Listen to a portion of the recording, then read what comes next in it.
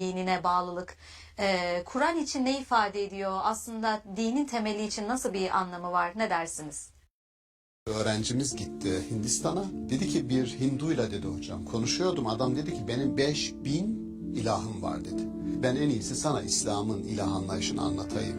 Her şeye gücü yeten, her şeyi bilen, mutlak iyi bir varlık bahsettim. Dedi ki bu dedi mükemmel, harika dedi. Onu da alıyorum. 5001 oldu dedi. Cümeyni büyük alim, gerçekten büyük bir kelamcı, büyük bir usulcü.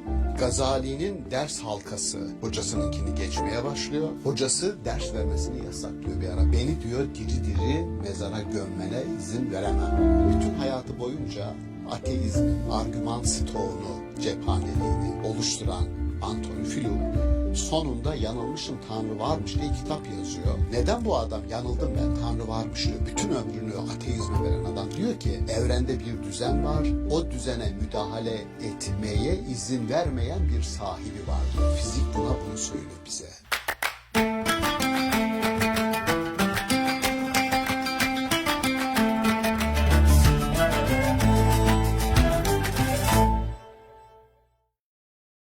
İstanbul Okulu'ndan herkese merhaba. Sevgili seyirciler, bugün Atalar Dini hakkında konuşacağız. Konuğumuz Profesör Doktor Şaban Ali Düzgün. If you open the Quran and you don't understand anything of what's written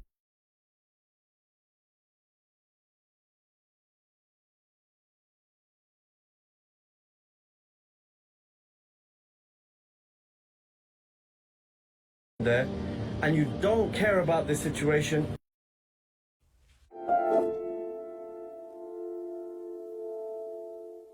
Merhaba hocam. Merhaba. Hocam Atalar Dini, siz bir de buna ateizm diyorsunuz. Böyle bir başlık verdik. Bugün bunun hakkında konuşmak istiyoruz. Atalar Dini dediğimiz hep eskiye dönük olan, atalardan gelen dine inanmakla ilişkili bir durum var.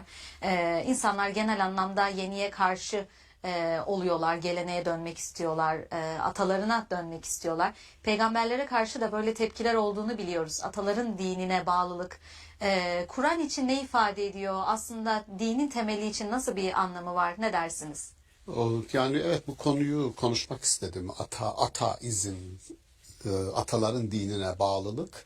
Kur'an-ı Kerim'in özellikle 3 peygamber özelinde ayetler var. Bunlardan bir tanesi Nuh, birisi Musa, birisi de Hazreti Peygamber aleyhisselam. Üçünde de geldiklerinde aynı, neredeyse birebir. Biz atalarımızdan böyle bir şey duymadık. İfade bu. Yani Nuh, ki Maturidi onu maalesef Lut peygamberi, Nuh peygamberi davalarını sonlandıramayan, nihayete erdiremeyen, bir başarı gösteremeyen peygamberler olarak anarlar. Bir hedef koyuyorlar, bir ajandaları var toplumlarında ve o gerçekleşemiyor. Ve büyük refleks, büyük direnişin sloganı şu. Adamlar diyor ki sen bize yeni bir şey getirdin ama biz atalarımızdan böyle bir şey duymadık. Şimdi yeni olana müthiş bir refleks, direniş. Yeni olanın ne içerdiği, onları nereye taşıyacağından öte mevcut yapıyı, o mevcut yapı diyoruz biz ona, ama o mevcut yapı onlar için din. Din yasa demek, norm demek, hiyerarşi demek ve her gelen peygamber aslında kendinden önceki toplumu belli bir normlar dizgesi, belli bir hiyerarşi, belli bir uygulama içinde buluyor. Yani öyle sanki bomboş bir ortama peygamber geldi, oturdu ve istediği gibi şekillendireceği bir hamur gibi düşünün yani. Öyle bir şey yok. Şekillenmiş, oturmuş yapılar var ama oturmuş yapılar bazı kesimlerin aleyhine imtiyazlı gruplar yaratılmış ya da bütünüyle adaletsiz işleyen bir süreç var. Öyle düşününüz. Ya peygamberin gelişi mutlaka bir sorun, bir kriz vardır ve oraya müdahaledir. Ama o kriz, dediğim gibi, insanlar atalarımızı biz böyle gördük diyor ve reddediyor. Şimdi Kur'an-ı Kerim'in yani 3 peygamber özelinde ayetler bunu söylüyor. Atalarımızı biz böyle senin söylediğin sözlerin ya da uygulamaların içerisinde görmedik. Bu bize yabancı. İki kelimeyi burada ayırmak lazım. Ata dediğimiz şey mesela Hazreti İbrahim için kullanılır. İbrahim'inle beraber Kur'an'da anılan Azer diye bir kişi var. İşte o babası, hayır, Azer onun babası değil. Kur'an-ı Kerim'de atalar için eb, yani çoğulu aba, babalar atalar diye kullanılır. Biyolojik baba için valid kullanılır. Ve validin ve ma veled. Doğurana da doğurmayana da yemin olsun derken ayet-i kerime valide Türkçe'de kullandığımız o biyolojik anne ve baba için kullanılır. Eb, baba, biyolojik babayı değil. Ataları geriye doğru, ataları. Dolayısıyla bir soyut dünyayı, bir değerler dünyasını temsil eder. Neden İbrahim'le Azer birbirine giriyor? Niye birbirlerine karşıtlar? Çünkü onun Azer bir kültü, atalar kültünü temsil ediyor.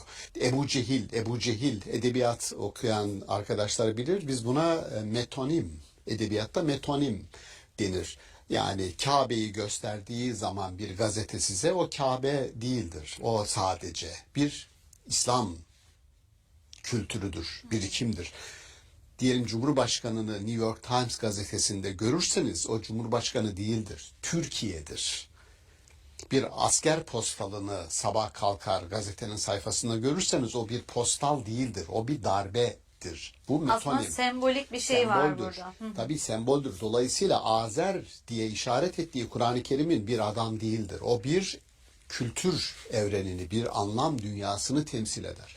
Ve o anlam dünyası İslam'ın ya da dinin gelişinin de sebebidir. Neden? Çünkü o kurulan dünyada ilişkiler birilerinin aleyhine çalışacak şekilde kurulmuştur. Bu birisi bazen çocuktur, bazen kadındır ama zayıf kalmış insanlar bir şekilde tutup elinden kaldırılması gerekiyor. Görünmeyen bedenlerin görünmesi, duyulmanın, seslerin duyulması gerekiyor. Yani peygamber toplumsal tarihe müdahale ediyor. İlişkileri yeniden dizayn edeceğim diyor. Öyle olunca itiraz geliyor. Çünkü bizim kurduğumuz hiyerarşi, atalarımızın kurduğu hiyerarşi bu değil. Bunu yıkmana izin veremeyiz. Yani Ebu Cehil dinsiz bir adam değil. Ebu Leheb dinsiz bir adam değil. Bunlar gerçekten çok dindar adamlar. Ama hangi dinin mensupları? Kendi atalarının dinine Kendi bağlılar. kurulan o dinin mensupları. Ama o din işte dediğim gibi belli kesimlerin ciddi anlamda aleyhine işleyen bir dindir. Yani bu durumda karşı gelmeleri, tepki göstermeleri de aslında çok normal. Çünkü kurulu bir düzen var o toplumda. Ve bir peygamber gelip bir dinle beraber bunu tümüyle yıkmayı ve yeniden inşa etmekten bahsediyor. Aslında bir devrim de yapıyor. Toplumsal bir devrim, bir dönüşümden bahsediyor. Yani zihinsel anlamda devrim, toplumsal anlamda ıslah yapar. Ayet-i kerime yani ben elimden geldiği kadar ıslah edeceğim der. Toplumsal anlamda normları peyderpey düzenler. İmkanım el verdiğince der. Kendi 23 yıllık yaşam pratiğinde yapabildiğini yapar, yapamadığını arkadan gelen inananlar kümesine bırakır. Onlar bunu devralırlar. Arapların refleksi az önce söylediğiniz noktada diyor ki nasıl oluyor diyor, şaşılacak bir şey diyor. Bütün ilahları toplamış tek ilah var diyor ya. Bütün ilahları tek ilaha indiriyor bu diyor. Şaşılacak şey.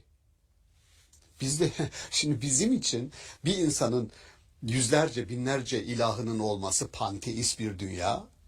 Diyor şaşılacak bir şey, siz ne yapıyorsunuz falan. Ya ilah dediğiniz birdir. Bütün sizin dağıtarak güç kudret verdiğiniz varlıklar tek bir varlığın eseridir. Adam hafsalası almıyor. Benim bir arkadaşım, daha doğrusu öğrencimiz gitti Hindistan'a. Dedi ki bir Hinduyla dedi hocam konuşuyordum. Adam dedi ki benim 5000 ilahım var dedi. Dedim ki ben en iyisi sana İslam'ın ilah anlayışını anlatayım. İşte İhlas suresini, ondan sonra Ayetel Kürsi'yi, yani nihayetinde her şeye gücü yeten, her şeyi bilen, mutlak iyi bir varlık bahsettim. Dedi ki bu dedi mükemmel, harika dedi. Onu da alıyorum. 5001 oldu dedi. Ya onun için kolay. 5001 ilahım oldu dedi. Şimdi Arap cahiliye mantığı benzer bir şey diyor. Bu kadar ilahı diyor teke indiriyor. Bakın onlar da dindar. Hocam ateistlerin de bu noktada söylediği bir şey var ya, bölüyorum ama yani burada siz diğer bütün tanrıları reddedip bir tane tanrıya inanıyorsunuz. Ben onu da reddediyorum diyor aslında. Benim sizden farklı olarak bir tane daha tanrıyı reddettiğim olmuş oluyor diyor. Olabilir. Yani bu kendi bana sorarsanız yani sebep sonuç ilişkisi içerisinde düşündüğünüzde ortada bir sonuç varsa yani yaratılan bir bu sonuç yaratılan bir varlık alanı varsa iyi ya da kötü. Are you scared of switching careers? Stuck in a low paying job? Afraid to transition into something better? Let's be honest, staying stuck costs you everything. Bir sebebe dayanmalıdır. Diyebilir ki o kendi varlığının sebebidir. O zaman ormanda bulduğum bir saatin bu kadar mükemmel bir düzenle işleyen bir saatin kendi kendini orada var ettiğini söylemek kadar absürttür. Bu söylediğimi Yanılmışım Tanrı Varmış kitabının yazarı Anthony Flew söylüyor. Yani bütün hayatı boyunca ateizmin, dinsizliğin argüman stoğunu, cephaneliğini oluşturan Anthony Flew sonunda Yanılmışım Tanrı Varmış diye kitap yazıyor. Ben Din Anlama Kılavuzu kitabımda bir bölüm ayırdım ona. En uzun bölüm ateizm bölümü. Ve merak ettim. Oraya aldım. Neden bu adam yanıldım ben Tanrı varmış diyor. Bütün ömrünü ateizme veren adam diyor ki opsiyon. Birinci opsiyon ya diyeceksiniz yaratan bir varlık var ya da diyeceksiniz kendi kendine evrimle var etti. Ben şimdiye kadar evrimle var etti diyordum. Şimdi hayır bir yaratan var. Super intelligent dediğimiz. Süper zeki bir varlık. Neden diyor. Evrende mükemmel nizam var, düzen var. O değil diyor. Sadece o değil. Bu bizim nizam delilimiz. Onu hep söylüyoruz. Düzen delili. Adam başka bir şey söylüyor. Evrende bir düzen var. O düzene müdahale etmeye izin vermeyen bir sahibi var diyor. Fizik bunu söylüyor bize. Bir sahibi var ve müdahale edemiyorsunuz diyor. Dolayısıyla bu beni yanılmışım Tanrı varmış noktasına getirdi. Dolayısıyla bir ateistin yani şuradan geldik buraya. Bir Hindu kendi panteist dünyasında 5000 tanrıyı savunabilir. Ataları onu öyle gösterdi, öyle öğretti. Siz ona gidip tek bir var, Allah var dediğinizde size itiraz edecek. Ebu Cehil'e söylediğinizde ya bu kadar Allah'ı, Tanrı'yı bire mi indiriyorsunuz? Oysa şöyle bakın, Kabe'nin içerisinde 360 put var idi. Evet. Ama o putlara ne Ebu Cehil gidip tapıyordu, ne Ebu Leheb. Oradaki 360 put fakir fukaranın putuydu. Kamusal putlardı. Onlar kendi putlarına evlerde tapıyorlardı. Yani putları bile özelleştiren bir cahiliye toplumu, o hiyerarşi kurmuş ve alttaki sefiller ve sefihler diyor. Sefihler, süfeha kelimesini kullanıyor. Sefihlerle. Bunlarla diyor biz aynı şeye mi inanacağız? Ya korkunç bir şey. Allah bütün varlıkların Allah'ıdır. Peygamberimizin. Allah'a imanda hepimiz eşitiz. Tek bir Allah hepimizin Allah'ıdır dediğinde Ebu Cehil, Ebu Leheb niye karşı çıkıyor? Ya diyor ben gidip oradaki 360 puta tapan sıradan sefih adamlar vardı. Benim kendi özel tanrım var diyor ya.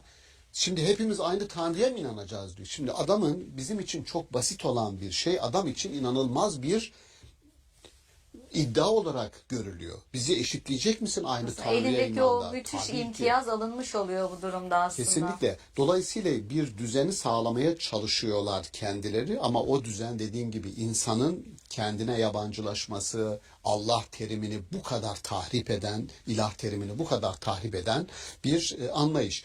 Soru yani bununla bağlantılı soru şudur. İnsanlar özellikle dindar görünümlü insanlar. Bu dindarlık Müslümanlığın yarattığı dindarlık olabilir. Daha önce bahsettiğimiz, deminden beri konuştuğumuz dindarlık olabilir. Yeni olana neden karşı çıkıyorlar? Yani Ebu Cehil'in yeni olana karşı din adına ya da farklı bir şekilde yeni olana karşı çıkmasındaki sebep kurulu düzen. Peki yeni olan ne içeriyordu? Yani Hazreti Peygamber'in mesajı ne içeriyordu da karşı çıkıyor? Eşitlik içeriyor. Adalet içeriyor. Hakkaniyet içeriyor. İnsanın hangi statüde olursa olsun, statü sembolü ne olursa olsun, gücü, kudreti, onuru, haysiyeti birinci önceliktir diyor. Karşı çıktığı sistem bu. Şimdi tarihsel süreç içerisinde Müslümanların oluşturduğu bir gelenek var. Bu gelenekte doğuda, batıda, batının batısında yani Semerkant, Bağdat, Endülüs, İstanbul, Şam, Hicaz, medeniyet merkezleri bunlar. Buralarda farklı şekillerde üretilen bilgiler var her coğrafyada. Ve biz şimdi yeni bir şeyle karşılaştık diyelim bugün. Diyelim yapay zeka ile karşılaştık. Diyelim taşıyıcı annelikle karşılaştık. Diyelim biyoetikle ilgili alanlarda tartışılan sorunların tamamıyla karşı karşıya kaldık. Şimdi ben ne yapacağım? Açıp da Kuduri'ye mi bakacağım mesela? Bu konuda ne diyor? Merginani'ye mi bakacağım? Bu konuda ne diyor? Yoksa kendi birikimimle o geleneğin de taşıdığı ilkeleri dikkate alarak ama her şeyi orada bulamayabilirim. Hanefilerin bir konuyu çözerken, bir meseleyi çözerken şer'i yani illa Kur'an'da ve sünnette bir kaynağı karşılığı olsun dediğimiz şer'i bir delil bulmamız lazım mı? Yoksa Hanefilerin metodolojisinde bunun tersini söylüyor. Meşru olsun yeter. Yani asıllara, Kur'an'a ve sünnete aykırı olmasın yeter. Bu alanı genişletiyor. İstihsan yani bir bölgenin güzel gördüğü bir çözümleme dikkate alınır ve yeter ki meseleyi çözsün diyor. Ne yaptık? Daha önce üretilen düşünceye arkadan gelenlerin de ekleme yapabileceği bir özgürlük alanı onlara koyduk. Böylece benim epistemik paternalizm dediğimiz yani bilgide ataerkillik, bilgide daha önce geçenlerin sanki bir hiyerarşide en üstte olmaları gerekir. Onlar eski ve ölmüşler. Dolayısıyla ölülerin dirileri yönettiği bir kültür ve birikimle mi hep gideceğiz? Benim itirazım ona. Onun için bir ayet-i kerimeyi burada anıyorum ve diyorum ki bu ayet-i kerime her yeni bilgi üreten insanın elini güçlendiren, kardeşim bizden önce geçen atalarımız var. Onlar bu konuda böyle söylemedi dedikleri zaman diyorum ki bu ayeti yazın ve kendisine gösterin. O da şu, Yusuf suresinde geçiyor. Ve fevka külli zi ilmin alimun, her bilenin üzerinde bir başka bilen vardır. Yani biz çok meşhur anlatıdır. Cüveyni Gazali'nin hocasıdır. Nizamiye medreselerinde hocalar ikisi de Cüveyni büyük alim, gerçekten büyük bir kelamcı, büyük bir usulcü.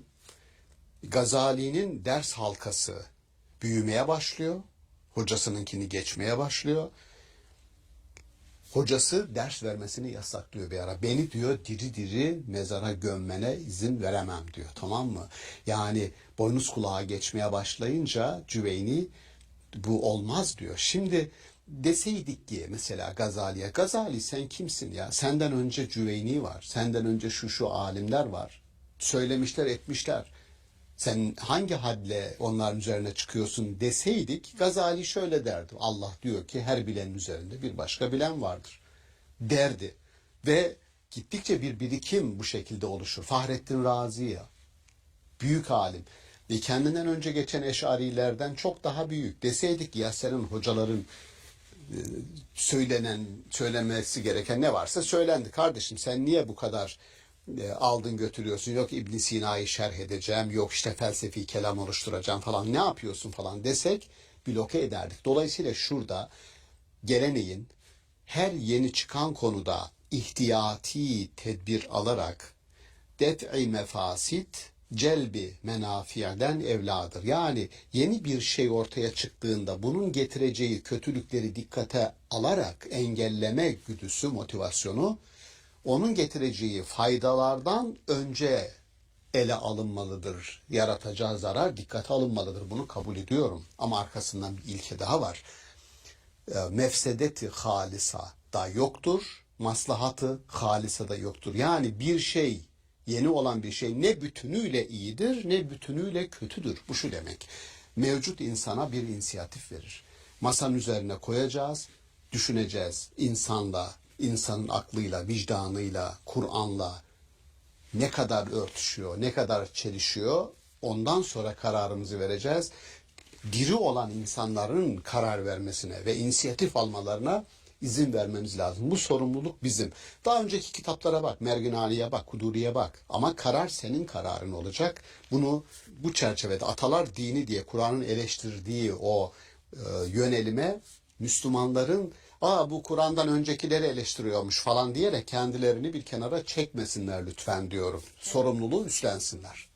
Aslında herkese düşen bir sorumluluk var burada. Yani özellikle tabii ki dinle, ilahiyatla ilgilenen sizin gibi değerli hocalarımızın, ama hocam diğer taraftan da baktığınız zaman dediğiniz gibi burada atalara dayanıp onların söylediklerine bağlı kalıp hiçbir şekilde yeniliği kabul etmeyenler ve günümüz çağında teknolojinin ilerlemesiyle, gelecekle beraber değişen, dönüşen bir çağda işte yapay organların dediğiniz gibi başka işte taşıyıcı yenilik, birçok yenilik var. Biyolojik anlamda da diğer alanlarda da birçok gelişmeye şahit oluyoruz ve bunlarda da dönüp ataların diniyle hareket etmeye çalışmak büyük olasılıkla zarara aslında yol açmış Çıkmazı oluyor. sokar. Bulamayız. Birçok şeyi bulamayız. Gerek de yok. Aramaya da gerek yok. Biraz şuna da benzetiyorum bunu aslında. Hani büyüklerimize hürmet edelim, saygıda kusur etmeyelim diyoruz gençler için, ama gençlerin de teknoloji çağında bildiği, yapabildiği çok fazla iyi şey, yeni şey olduğunu biliyoruz. Hani saygısızlık etmeyelim evet, ama yeri geldiğinde de gençlere de söz hakkı verelim gibi bir şey var ya bu nesiller arasında. Tam o. Yani şundan ben endişe ederim. Şu çok doğal. Geçmiş gelecekten vefa bekler. Tıpkı yaşlıların gençlerden vefa beklemesi gibi. Bu vefa duygusunu anlarım. Hatta şunu söylerim. Köksüzlük derin öksüzlüktür. Hiç sorun yok. Felsefede Aristo'ya gidiyorsun. Plato'ya gidiyorsun. Sorun yok. Biz bir meseleyi tartışırken benim örnekler burada bu kadar kitabın içerisinde herkes görebilir. Bütün alimlerimizden, doğudan batıdan referanslar dolu. Hepsine giderim bakarım. Maturidi uzmanıyım. Çalışırım, alırım. Hiç. Razi'ye bakarım. Al-Kaad Abdülcebbar'a bakarım. Sorun yok. Verileri derleyip toplayıp bir arı gibi. Biz karınca değiliz. Araştırmacı karınca değildir. Toplayayım, yığayım. Toplayayım, yığayım. Hayır. Biz tezler için onu söyleriz. Doktora tezi karınca gibi çabalamak değildir. Yığmak değil. Arı gibi. Alacaksın, onu işleyeceksin, bana özünü vereceksin. Biz özü ortaya koymaya çalışıyoruz. Ve buna davet ediyoruz arkadaşları. Bugünün düşünenini, mütefekkirini, misyonu budur diyorum. Özü, bu sohbetin özü bir sorumluluk hatırlatması. Evet, yani. çok teşekkür Ben ederiz. teşekkür Biz de böylece ederim. Sağ hatırlatmış olun. olalım. Sağ Sağ olun olun. hocam. Sevgili seyirciler, bugün atalar dini hakkında konuştuk. Bir sonraki bölümde görüşmek üzere. Hoşçakalın.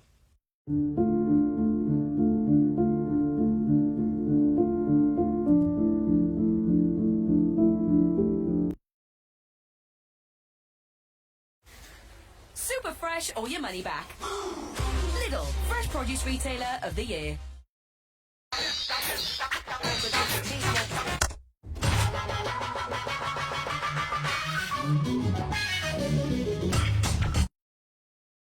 Gökten yağmur ilk düştüğünde arıdır, durudur, şifadır. Fakat atmosfere girdikten sonra yer küreye inene kadar orada toz, toprak, kimyasal hepsini yüklenir.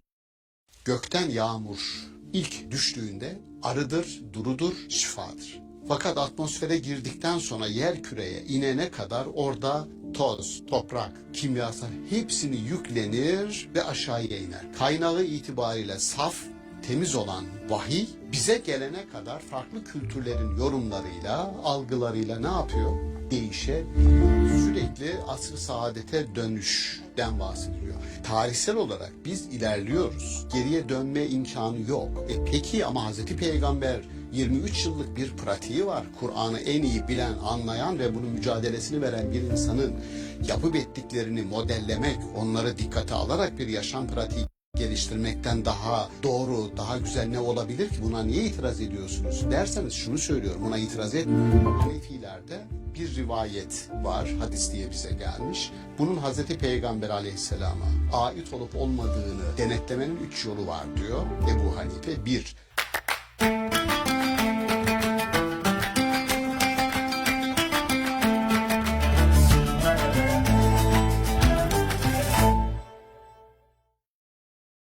İstanbul Okulu'ndan herkese merhaba. Sevgili seyirciler, bugün köken ve gaye bağlamında sünnet hakkında konuşacağız. Konuğumuz Profesör Doktor Şaban Ali Düzgün.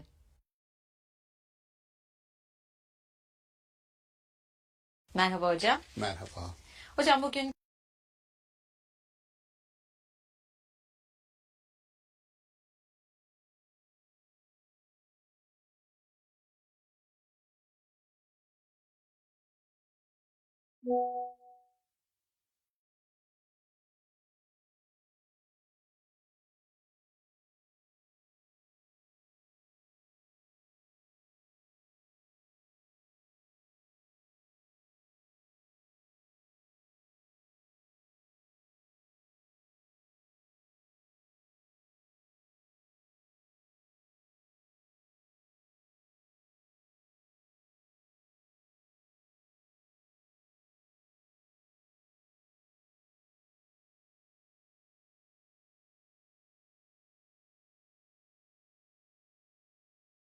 köken ve gaye bağlamında sünnet hakkında konuşmak istiyoruz. Böyle bir başlık verdik. Sünnet peygamberimizin yaşam pratiği olarak ele alıyoruz ve siz bunu aslında köken ve gaye diye iki kavram üzerinden açıklıyorsunuz.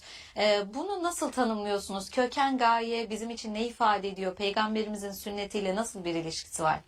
Yani evet, hepimize çok tanıdık bir kelime sünnet. Hazreti Peygamber'in 23 yıllık yaşam pratiği, uygulaması diyoruz ona. Ama çok da tanıdık olmayan iki farklı kelimeyle bir araya getirdik. Kök, köken, bu şu demek aslında.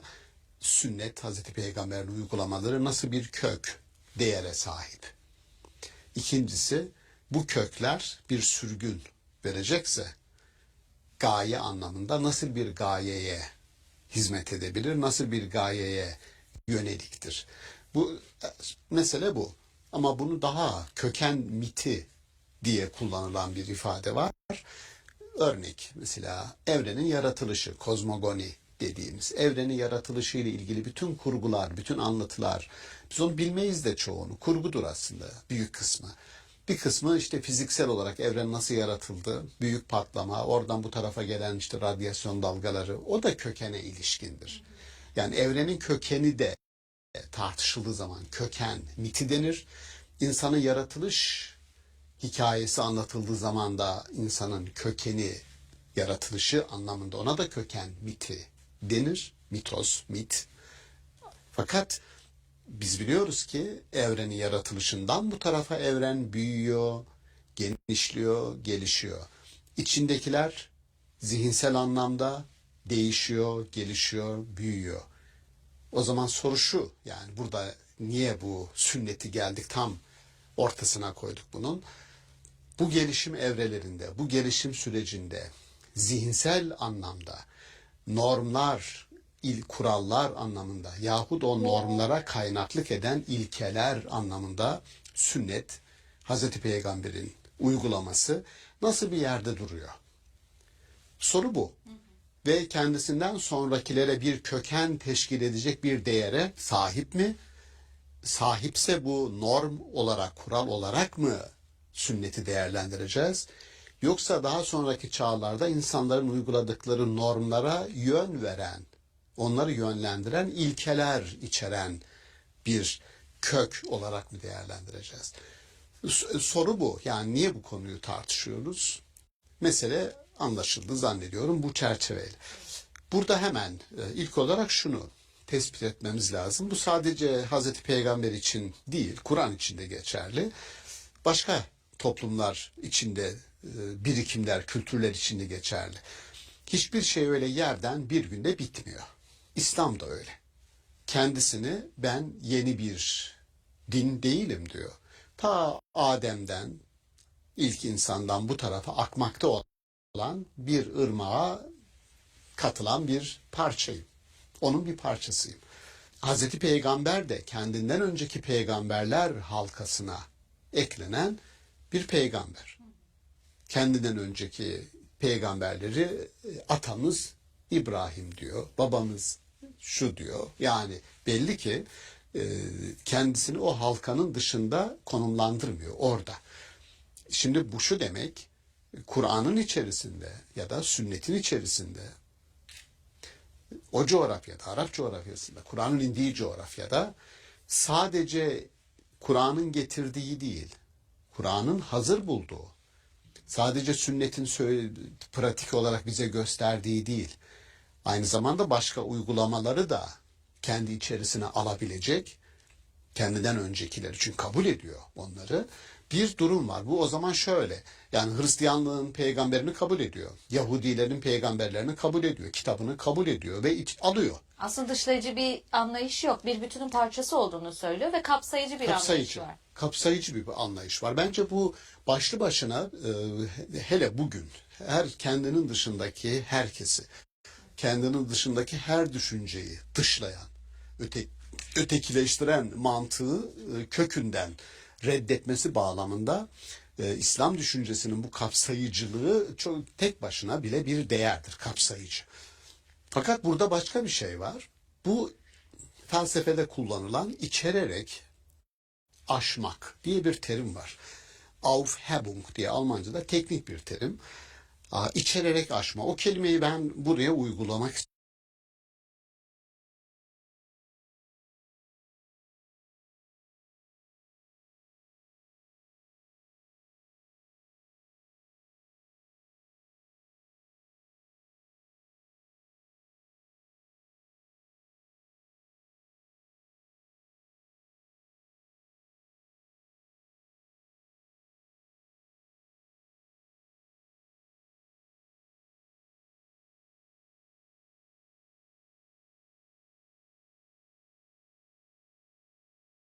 istiyorum, uyguluyorum. Diyorum ki Kur'an kendinden önceki kutsal kitapları içeriyor. Peygamberin yaşam pratiği mevcut coğrafyanın uygulamalarını 40 yaşına kadar o coğrafyanın evladı. Dolayısıyla o uygulamaları içerir. Fakat onları aşar. Şimdi burası bizim için hayati. Hatta yerine göre onlardan ne yapar? Kopar. Bir kopuş da gerçekleşir. Buna bir tür Kur'an ya da Hazreti Peygamber bulduğu kültürel yapıyı, uygulamaların bir kısmını insan onuruna, insan yaşamına zarar verebilecek uygulamaları imha eder, ortadan kaldırır. Yararlı olan ama bozulanlar varsa onları ıslah eder. Olması gereken vardı ama ortadan kaldırılmış, onları ihya eder. Var olan ve insanlığa faydası dokunanlar, bunlar işte şu coğrafyadan buradandır diye kaldırıp atmaz. Ne yapar? Onları da ibka dediğimiz sürekliliğini sağlayacak bir forma kavuşturur, var kılar. Dolayısıyla mevcuda karşı farklı refleksler geliştiriyor. Kur'an'da, sünnette. Şöyle düşünelim. İşin riskini göstermek için söylüyorum. Mesela medeniyet diyoruz biz. Batı medeniyeti. Coğrafya işaretlidir. Bakın Batı medeniyeti. Hint medeniyeti coğrafi işaretlidir. Hint. Çin medeniyeti coğrafi işaretlidir. İslam medeniyeti coğrafi işaret taşımıyor. İçerisinde İran'ın var katkısı, Türklerin var katkısı, Arapların var katkısı, Endülüs'ün var katkısı. Dolayısıyla çok farklı coğrafyalardan akıp gelen bir birikim İslam'ın medeniyet olarak önümüzde. Hem kozmopolit hem de yine bir kapsayıcılık görüyoruz. Kapsayıcılık var. Fakat şöyle bir şey var. Hazreti Peygamber'in kendinden önce, yani o akıp gelen farklı birikimlere uyguladığı yöntem bunlara uygulanmalıdır. Ne demek bu? Şimdi benim uygulamamda mesela Arapların kendi kültürlerinden kaynaklı olan ve benim kültürel dokuma uymayan dinden bahsetmiyorum. Din evrensel ama kültür yerel. Bu imha etmek peygamberimizin insanın onuruna, haysiyetine dokunan bir şey varsa imha etti. Kur'an'da kaldırdı. Aynı refleksin insan onuruna aykırı bir uygulama varsa, bir norm varsa, bunun dinden kaynaklanmadığını, bunun farklı kültürlerin alıp bize taşıdığı bir birikim olduğunu tıpkı sünnetin kendinden önceki birikimlere yaptığı gibi, Kur'an'ın kendinden öncekilere yaptığı gibi bir arındırma, bir ihlas. Buna ihlasut din. Kur'an-ı Kerim halisine lehüddine hunefa. Yani dine bindirilen, dine yüklenen ne varsa bunların ayıklanması, damıtılması, kristalize edilmesi, temizlenmesinden bahsediyor. Çok güzel bir benzetmesi var İmam Maturidi'nin. Diyor ki gökten yağmur buluttan ilk çıktığında, düştüğünde arıdır, durudur, şifadır. Fakat atmosfere girdikten sonra yer küreye inene kadar orada ne varsa toz, toprak, kimyasal hepsini yüklenir ve aşağıya iner. Kaynağı itibariyle saf, temiz olan vahiy bize gelene kadar farklı kültürlerin yorumlarıyla, algılarıyla ne yapıyor? Değişebiliyor. Kültürel olan bazen tahakküm bile edebiliyor mevcuda. Dolayısıyla bize gelen, şimdi şunu dedik, kökende bir şey var. Evet. Yağmur, bulutta kökeni temiz. Bize gelene kadar toz, toprak yüklenebiliyor. Kökeni itibariyle temiz olan bir şey bize gelene kadar farklı kültürlerin ona bindirdikleriyle bozulabilir mi? Bozulabilir. Diyorum ki burada dikkat edilmesi gereken nokta şudur. Bize din olarak gelenlerin büyük bir kısmının aslında dinin o asli, safi haliyle ilişkisinin olmadığını, farklı kültürlerin, farklı coğrafyaların kendi sorunlarını ona bindirerek bizim coğrafyaya gönderdiklerinin farkında olmak lazım. Yoksa şöyle bir şey ortaya çıkıyor. Sünnet dediğimizde öyle uygulamalar ortaya çıkıyor ki bunun bakıyorsunuz Kur'an'da bir karşılığı yok. Hazreti Peygamber'in yaşamında da aslında tam karşılığı yok. Şunun için diyorum. Hanefilerde bir rivayet var. Hadis diye bize gelmiş. Bunun Hazreti Peygamber Aleyhisselam'a ait olmadığını denetlemenin 3 yolu var diyor Ebu Hanife. 1. Size hadis olarak aktarılanın Kur'an'a uygun olup olmadığına bakın. 2. Aklınıza, vicdanınıza uyup uymadığına bakın. 3.'sü Hazreti Peygamber'in sünnetine uyup uymadığına bakın. Yani yaşam pratiği, Peygamberimizin bildiğimiz yaşam pratiği Kur'an'a uygun, akla, vicdana uygun. Ama öyle sünnet namına öyle uygulamalar olabilir ki size anlatılabilir ki bunları duyuyoruz. Yani Peygamberimiz böyle yapardı diyor. Yaptığını söylediği şeyin aslında bir peygamberin hayatıyla alakası yok. Öyle bir uygulama yok. Peki nedir bu? Bir Arap kültürüdür. Evet. Dolayısıyla ben temel iddiamız şu. Her kültür coğrafyası kendi anlayışıyla, kendi kabiliyetiyle, kendi ufkuyla o gelenekle yani Kur'an'ın yarattığı dini gelenekle buluşacak, onunla mayalanacak ve kendi anlayışını, yorumunu geliştirecek. Temel felsefem o.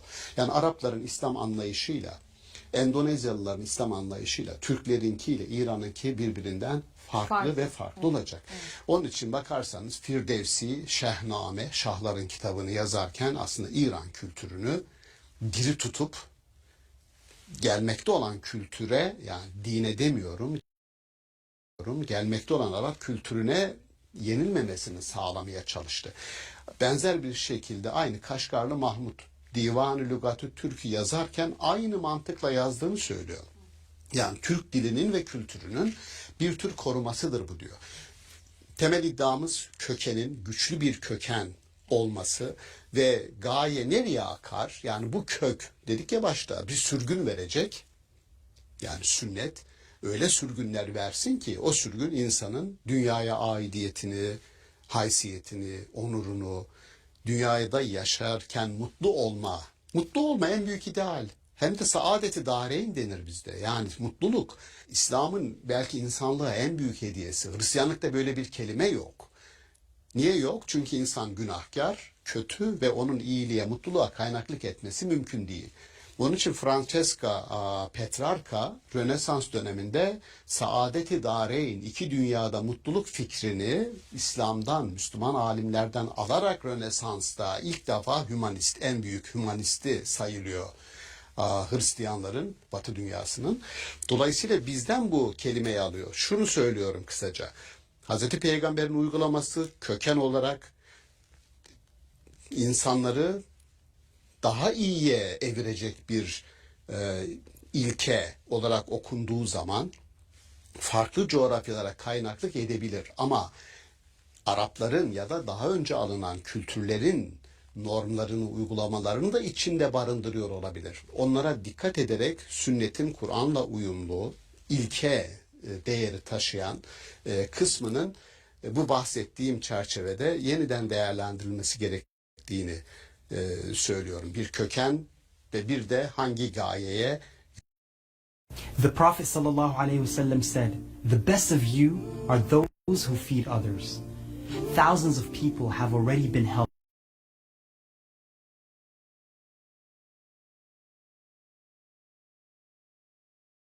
Yöneldiğini dikkate alarak. Yani burada köken dediğimiz şey, biz genelde kökene dönüş, İslam'ın özüne dönüşü tümüyle İslam'ın ilk geldiği devirdeki gibi yaşanması gerektiğine dair düşünüyoruz ve aslında burada yanılıyoruz. Söylediğiniz gibi ilk gelen o zamana, o döneme, o mekana geldiği için burada ayrışmamız gereken temel bir kök din var ve biz bunu tam olarak burada anlayamıyoruz, ayrıştıramıyoruz Yani zaman şurada zaman. yanlış anlaşılma ihtimaline karşı söylüyorum. Şimdi sürekli asr-ı saadete dönüşten bahsediliyor. Tarihsel olarak biz ilerliyoruz. Geriye dönme imkanı yok. Peki ama Hazreti Peygamber 23 yıllık bir pratiği var. Kur'an'ı en iyi bilen, anlayan ve bunun mücadelesini veren bir insanın yapıp ettiklerini modellemek, onları dikkate alarak bir yaşam pratiği geliştirmekten daha doğru, daha güzel ne olabilir ki? Buna niye itiraz ediyorsunuz derseniz şunu söylüyorum, buna itiraz etmiyorum. Oraya dönelim. Niçin dönelim? O uygulamaların benzerini yapmak için değil. O uygulamalar yapılabilecek, muhtemel, ideal, ütopik, insan yaşamı için en iyi olanın kuluçkasıdır. Kök değerlerini orada barındırır. Örnek, adalet, hakkaniyet, şunu diyebilir miyiz? Adalet Hazreti Peygamber döneminde en iyi formuyla gerçekleşti. Nerede gerçekleşsin ki? Ortalıkta kölelik var, köleler var. Ama ideal olan nedir? Hiçbir kölenin, hiçbir cariyenin artık doğmadığı, onları doğurmayan anne babaların olduğu özgür bir toplumu var kılmak. Peygamberin ve daha ondan da onu yönlendiren Kur'an'ın temel ilkesi budur. Eşitlikçi, adil bir toplum kurun. Ama bu ne ister? Süreç ister. O süreç ve onun sonuçları arkadan gelen insanlara emanet edilmiştir. Bizim işimiz odur. O hedefi de bize Peygamberimiz gösteriyor. Peygambere de Kur'an o hedefi gösteriyor. Ama bütün bu ideallerin hepsi Peygamber döneminde gerçekleşti dersen bu tarihsel olarak doğru değil. O zaman kilitlemiş oluruz onu, her şeyi oraya. Kendi misyonumuzu, sorumluluğumuzu inkar etmiş oluruz. Orada bir kuluçka dönemi var. Evet. Ve kendi dönemi içerisinde en basiti bir örnek üzerinden gidelim. Diyelim ki özgürlük denildiği zaman Peygamberimiz döneminde ne anlaşılırdı? Özgür olmak, köle olmamak. Köle olmamak. Peki bugün özgürlükten ne anlaşılıyor? Ben özgür bir insanım dediği zaman birisi köle değilim mi anlaşılıyor? Hayır. Özgürlüğün anlamı değişti. Sivil özgürlükler, negatif özgürlükler, pozitif özgürlükler, Ekonomik özgürlük, yani düşünce kavramsal özgürlüğü, olarak. Hı hı. düşünce özgürlüğü. Evet. O kadar alanı genişledi ki dolayısıyla özgürlük kelimesi bir kuluçka kelimedir, metafizik bir kelimedir, Peygamberimizin bize emanet ettiği bir kelimedir. Ama bu kelimenin en ideal formuna varması, yani bir gayeye sokularak gelişmesi, onun yönlendirdiği, onu da yönlendiren ilahi olanın bir hedefidir ve o emaneti gerçekleştirmek de inanan insanların ya da daha geniş anlamda insan olan insanların hedefidir, gayesidir, misyonudur. Evet. Çok açıklayıcı oldu bu şekliyle hocam. Yani örnekle de tanımladığınız için özgürlük örneği gerçekten çok yerinde oldu. Burada bir kökene dönüşten bahsediyoruz ama nasıl bir dönüş, döndüğümüzde ne bulacağımıza dair de bir gaye arayışındayız aslında. Doğru. Çok teşekkür ederiz Ben değerli teşekkür yorumlarınız ederim. için. Ben teknik bir konu gibi duruyor Evet. ama açıklamayla anlaşıldığını düşünüyorum. Kesinlikle öyle. Sağ Çok olun, teşekkürler sağ hocam. olun. Sevgili seyirciler, köken ve gaye bağlamında sünnet hakkında konuştuk bugün. Bir sonraki bölümde görüşmek üzere. Hoşça kalın.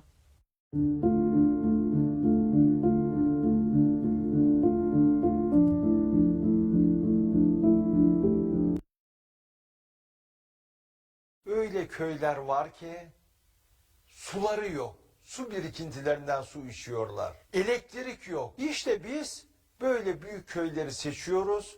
Bu köylerde La yükellifullahu nefsen illa vüs'aha. Başlık şu demek bu. La yükellifullahu nefsen illa vüs'aha. Şu demek bu. Başına bir şey geliyorsa bu senin kaldırabileceğin bir yüktür. Sen kaldırırsın. Olmadı bir dostun kaldırır. Olmadı. Ama nefs dediği burada tekil olarak şöyle düşünün. 5 yaşındaki bir çocuğun başına bir şey geliyor ve bu çocuğun bu yükü kaldırması mümkün değil. Bütün milletin başına toplu halde gelen diyelim pandemide benim suçum ne?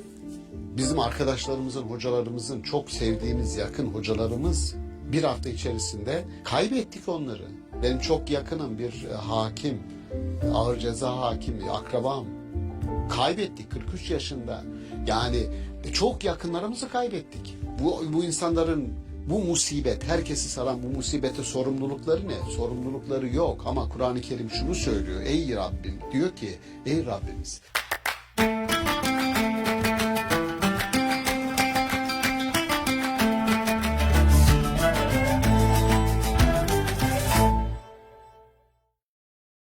İstanbul Okulu'ndan herkese merhaba. Sevgili seyirciler, bugün bela ve musibetler hakkında konuşacağız. Bunların hayatımızdaki yerinden söz edeceğiz. Konuğumuz Profesör Doktor Şaban Ali Düzgün.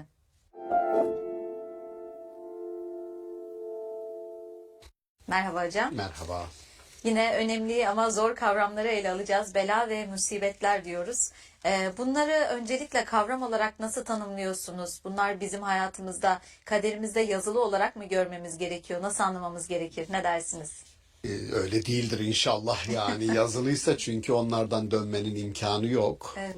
Oysa ayetler diyor ki umulur ki dönersiniz bu tür kötü olaylardan sonra, tecrübelerden sonra. Oradan anlıyoruz ki musibetler ya da belalar bize yazılı değil, kendi sebeplere etki ettiğimiz süreçlerin sonunda ortaya çıkan olaylar, istenmeyen olaylar.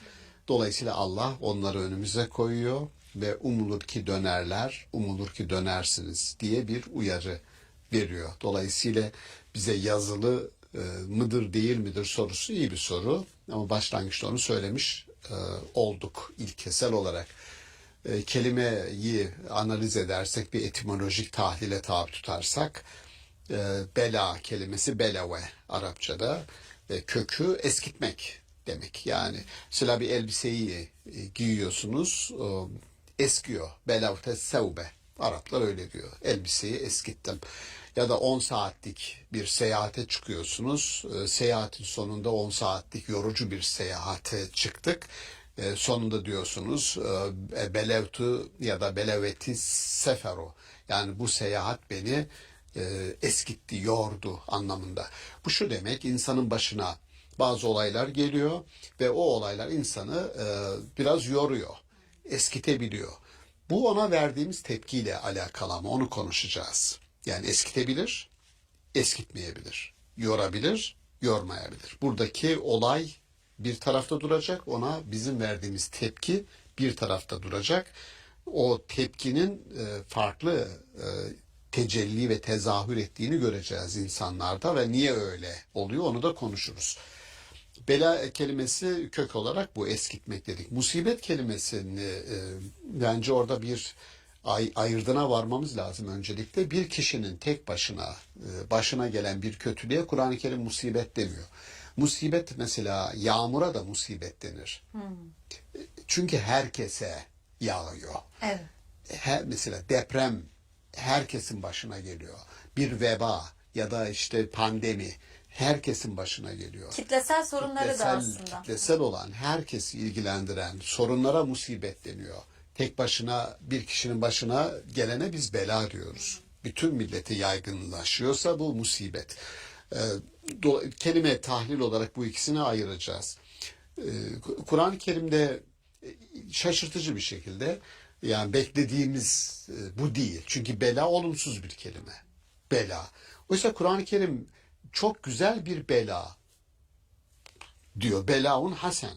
Güzel bir bela. Mesela Hazreti İbrahim sınanıyor ve sınamanın sonunda kazanıyor işte oğluyla ilgili kıssa hikaye. Bu çok güzel bir belaydı diyor. Yani sonucu iyi gerçekleşti. Aslında çok zor bir şey. Yani bir rüya ya da değil onu tartışmıyoruz. Rüyada gördü, Allah ondan gerçekten istedi mi istemedi mi, kendisi daha önce söz verdiği için rüyasına geldi. oğlunu kurban etmesi, boğazlaması, onu tartışmayacağız burada. Ama kaynağı ne olursa olsun bir babanın evladıyla sınanması bir beladır. Ama neticesi iyi olduğu için buna güzel bir bela, yani sonunda kazanılan bir sınanma anlamında kullanılıyor. Dolayısıyla insanın başına yaşarken birçok iyi ya da kötü şey gelir. Onun için Kur'an-ı Kerim hayatı kuşatacak şekilde bir cümle kullanıyor. Diyor ki sizi hayırla da şerle de belaya tabi tutarız. Yani imtihan ederiz. Bela aynı zamanda sınanma, imtihan. İmtihandan farkı imtihan, mihne, engizisyon anlamında kullandığımız mihne, imtihan kelimesi de burada kullanılır. Kur'an onu da kullanır. Belayı da kullanır sınama anlamında. Fakat şöyle bir ayrım var, ona dikkat çekmek istiyorum. Yani aynı sınamaya tabi tutulan insanların bir kısmı tıpkı sınav gibi. Bir kısmı zayıf not alır, bir kısmı 100 alır. Bir kısmı kalır, 0. Aynı sorular, eğer bir zorluk varsa herkes için aynı zorluk var. Yani üniversite sınavına giriyoruz, birisi tam puan alıyor, birisi 0 çekiyor. O zaman sorun ne burada? Sınavda değil bence. Kişinin hazırlıklı oluşunda.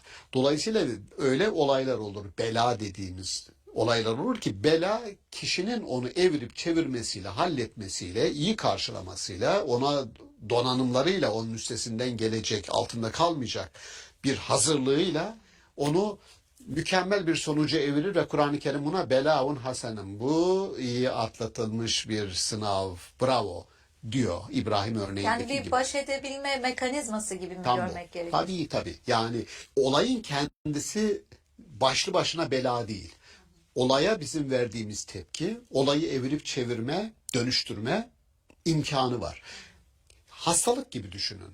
Yani dişiniz ağrıyor. Ben bir öğrencimizle, bir arkadaşımızla karşılaştım bu sene. Semerkant'ta bir sempozyumumuz vardı. Orada karşılaştım. Yani çenesinin bir tarafı, belki şimdi bizi izleyecek arkadaşımız, öğretmen arkadaşımız. Çok dünyalar güzeli bir kız arkadaşımız. Ama çenesinin yarısı yok. Kemik komple alınmış. Nasıl oldu bu dedim. Yani köyde yaşıyorduk dedi. Çocuktuk. Dişte bir iltihap oldu. Aile götüremedi. İltihap büyüdü. Bütün çeneyi sardı ve almak zorunda kaldılar. Şimdi normalde zamanında müdahale ettiğinizde küçücük bir sorunu çözebilirdiniz ama bir arkadaşımızın hayatı sadece bir tarafla hayatı idame etmeye dönüştü. Bir bela neye dönüştü? Bir trajediye dönüştü. Bununla baş edebilen bir aile için kolayca üstünden gelinebilecek bir meseleydi bu.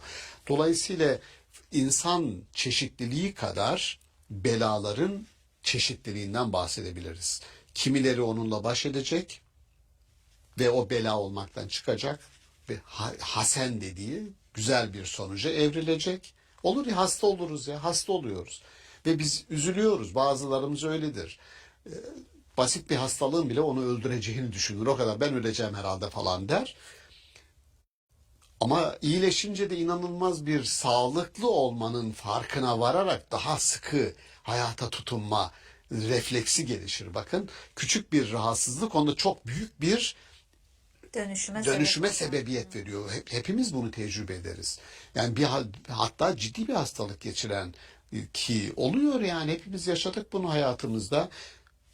Son anlarımız dediğimiz zaman, onu atlattığımız zaman hayata öyle bir tutunuruz ki, o kadar sıkı tutunuruz ki, bakın ne oldu bela?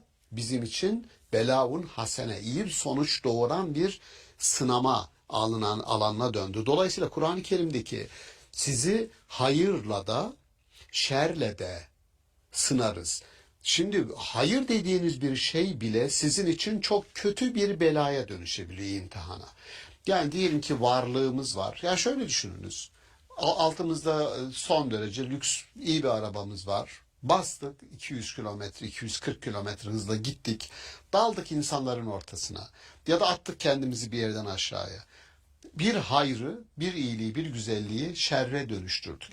Ya da şöyle, diyelim ki varsınız, elimizde maddi olan var, zihnimiz dolu, başkasıyla paylaşabiliriz, maddi manevi.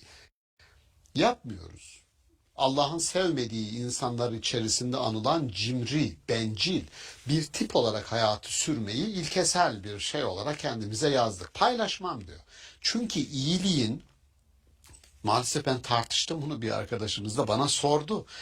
Dedik hocam dedi, ben iyilik diye bir şeyin olduğuna inanmıyorum dedi.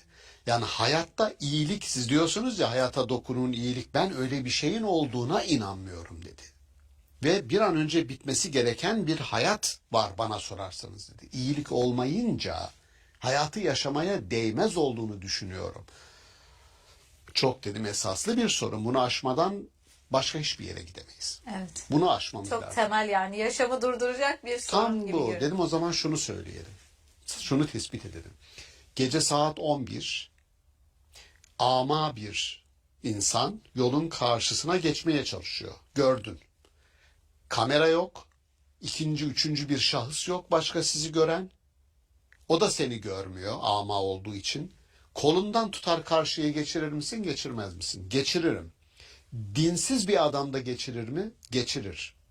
O zaman dedim iyilik yapmak insanın yapısına, fıtratına entegredir. Sen yok dedin ya, tam tersi kimsenin görmediği bir yerde, bir anda bile iyilik sırf iyilik olsun diye yapılıyor mu? Yapıyorsun. O zaman bu var. Hayatın doğasında, insanın doğasında iyi var, iyilik var. Haklısınız dedi. Ben evet haklısınız dedi. Ben de sözümü geri aldım. Dedim güzel. Buradan başlayacağız çünkü. Şimdi dolayısıyla hayır ve şer, ikisini de diyor ki sınanmanıza biz gerekçe yaparız. Bu belayla ilgili, imtihan, sınanmayla ilgili temel nosyonlar bunlar. Sonra musibete biraz daha eğer sorunuz varsa sorun, Evet, değilse araya musibete geçmek araya istiyorum. girmek istiyorum hocam. Buyurun Da şimdi herkes için olayların farklı cereyan edebileceğinden söz ediyorsunuz. Duygusal bir güçlülük varsa eğer, biri için normal karşılanabilecek, üstesinden gelinebilecek bir olay bir başkası için bir belaya dönebilir ve bunu aşamayabilir. Peki şunu sormak istiyorum. Şöyle de bir söz var, yani Allah insana taşıyamayacağı yükü vermez diye. Buradaki biz bu yükü bizim yüklenip yüklenemeyeceğimizi nasıl ayırt edebileceğiz bu durumda? Bu bizim için bir bela mı, yoksa aşabileceğimiz bir sorun gibi mi? Nasıl göreceğiz? Bunun güzele vesile olabileceğini nasıl ayırt edebiliriz? Çok güzel. Bence ilke ayet ilkeyi de koyuyor. La yükellifullahu nefsen illa vüs'aha. Şu demek bu. Sizin yaptığınız tercüme. Başına bir şey geliyorsa bu senin kaldırabileceğin bir yüktür. Sen kaldırırsın. Olmadı bir dostun kaldırır. Olmadı ama nefs dediği burada tekil olarak şöyle düşünün. 5 yaşındaki bir çocuğun başına bir şey geliyor ve bu çocuğun bu yükü kaldırması mümkün değil. Yani Gazze'de ölen çocukların o yükü kaldırmaları mümkün değil. Doğru mu? Onların yapabileceği hiçbir şey yok. Ama insana yüklenen bu yük, bu bela, bu musibet, insanlığın başına gelen bu musibetin ortadan kaldırılması mümkün mü? Mümkün. Aslında bu umudun zirve noktasıdır. Başınıza gelebilecek ya da gelmiş olan herhangi bir şeyin ebediyen öyle devam etmesi gerekmez. Buna çare bulabilirsiniz. Bunun tersi, aksi mümkündür. Etrafımıza bakalım, tarihi olaylara bakalım. Olayların farklı şekilde hemen cereyan ettiği, tersine döndüğü, toplumun üsttekinin alta, alttakinin üste geldiği, sonraki olayların gidişatını belirleme konusunda prototiplerdir, örnek modellerdir. Dolayısıyla başımıza bir şey geldi, tekil olarak bakarım, altından kalkabilecek bir durumum var mı? Allah öyle diyor. Baktım ki ben kalkamıyorum, destek isteyeceğim, istiyoruz. Toplu halde yaşamamızın sebebi o. Diyorum gidip terapi alıyorum. Ya da gidip danışıyorum. Yani bunu böyle bakmak lazım. Tekil olarak her şeyden sorumlu olamayabiliyoruz. Bizim dışımızda gerçekleşiyor birçok olay. Bahsettiğim işte musibetler öyle. Musibetler öyle. Yani bütün milletin başına toplu halde gelen diyelim pandemide benim suçum ne? Bizim arkadaşlarımızın, hocalarımızın, çok sevdiğimiz yakın hocalarımız bir hafta içerisinde kaybettik onları. Benim çok yakınım bir hakim, ağır ceza hakimi, akrabam. Kaybettik 43 yaşında. Yani çok yakınlarımızı kaybettik. Bu insanların bu musibet, herkesi saran bu musibete sorumlulukları ne? Sorumlulukları yok ama Kur'an-ı Kerim şunu söylüyor. Ey Rabbim, diyor ki ey Rabbimiz, içimizdeki sefih, aşağılık güdülerinin peşinde koşan insanların yapıp ettiklerinden dolayı bizi helak eder misin? Yani ne olur etme anlamında. O sefih, aşağılık güdülerinin peşinde koşan insanlar yüzünden helak olduk. Yüz binler helak oldu. Olmamak mümkün ama onu söylüyor. Engelleyeceksiniz. Şu olabilir mi? Şimdi ben askerliğimi nükleer, biyolojik ve kimyasal silahlar okulunda yaptım. 100% medical grade olive oil from Otex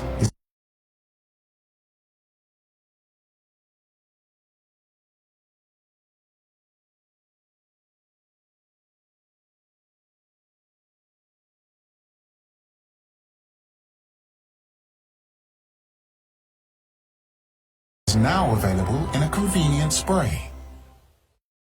Free access to the 1921 census plus millions more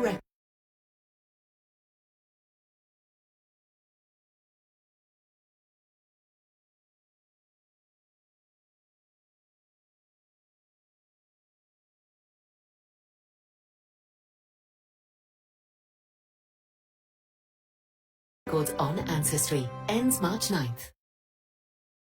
İstanbul'da, NBC okulu. Biyolojik silahı laboratuvarda üretiyorsun. Sen üretiyorsun. Gidip bir bölgeye bırakıyorsun insanlar ölsünler diye. Ya insan türünün bu kadar şeytanileştiği bir dönemde Kur'an-ı Kerim o kadar uyarıyor ki ekini değiştirecekler diyor. Yaratılışı değiştirmeye çalışacaklar diyor Nisa suresinde. Yaratılışı bozacaklar diyor. Yani şeytanın prototipleri, örnek modelleri uğraşıyor. Tahşiş diyor işte Gıda Bakanlığı sürekli yayınlıyor. Allah aşkına bela musibeti nerede arıyoruz? Başta programın başında sordunuz. Bu bize yazılı mıdır? Evet. Bu bize yazılı değil ama yazan insanları her gün deşifre ediyor bakanlık. Tahşiş ne demek ya? Yani benim yediğim bal hiçbir şekilde arılarla ilişkisi yok. Laboratuvarda üretiyor. Öbürü silah üretiyor. Bu da zehir üretiyor. Aynı şeyi yapıyor. Farkı yok. Bir Evet. farkı yok. İkisi de aslında insanlara bir Kesinlikle. musibet. Onun için Kur'an-ı Kerim uyarıyor. Şeyatinül ins diyor. İnsanın şeytanlaşmış tiplerini dikkate alarak belalardan, musibetlerden kurtulabilirsiniz, dönebilirsiniz. Şu musibet değildir. Yani deprem bir musibet midir? Evet musibettir. Peki yazılı mıdır? Hayır. Sebebini herkes biliyor. Ayeti sürekli anıyorum. İnsanlar gafilken, hiçbir şey bilmezken Allah insanları helak etmez diyor. Yani her şey gözünüzün önünde oluyor. Siz süreçleri biliyorsunuz diyor.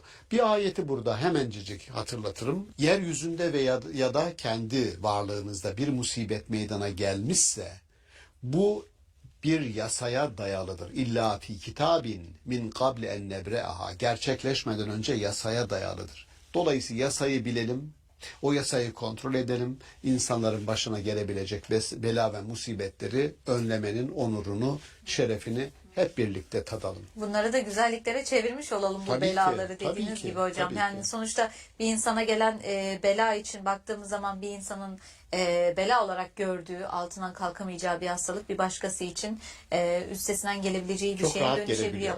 Aynı şekilde toplumsal olarak baktığımızda da musibetler aynı şekilde bir ülke için felakete dönen deprem bir başka ülke için olmayabiliyor. Herkesi bu olumluya payda yapmaya bakalım. İnşallah diyelim hocam. Çok İnşallah. teşekkür Ben ederiz. teşekkür ederim. Bize bu anlamda da iyi bir perspektif sunmuş oldunuz. Belalara, Sağ olun. musibetlere Sağ bakmış olun. olduk. Teşekkür ederiz. Sağ olun. Sevgili seyirciler, bela ve musibetlerin hayatımızdaki yerinden söz ettik bugün. Bir sonraki bölümde görüşmek üzere. Hoşçakalın.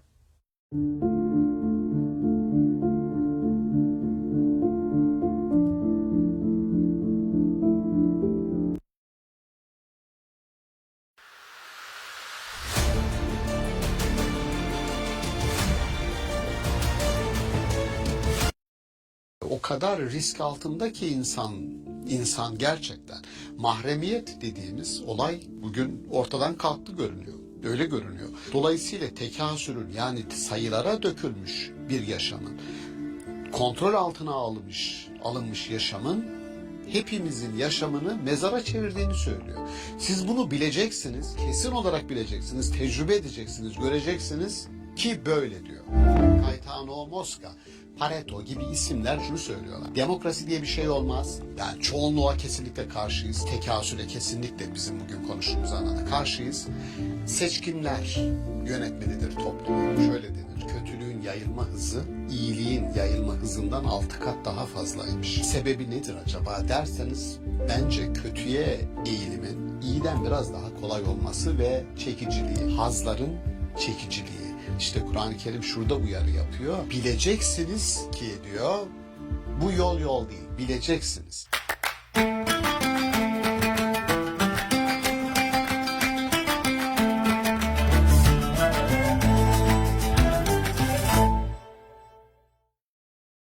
İstanbul Okulu'ndan herkese merhaba.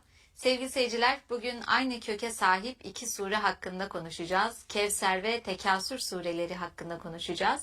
Bunlar üzerinden insan karakteri üzerine bir tahlil denemesi yapacağız. Konuğumuz Profesör Doktor Şaban Ali Düzgün.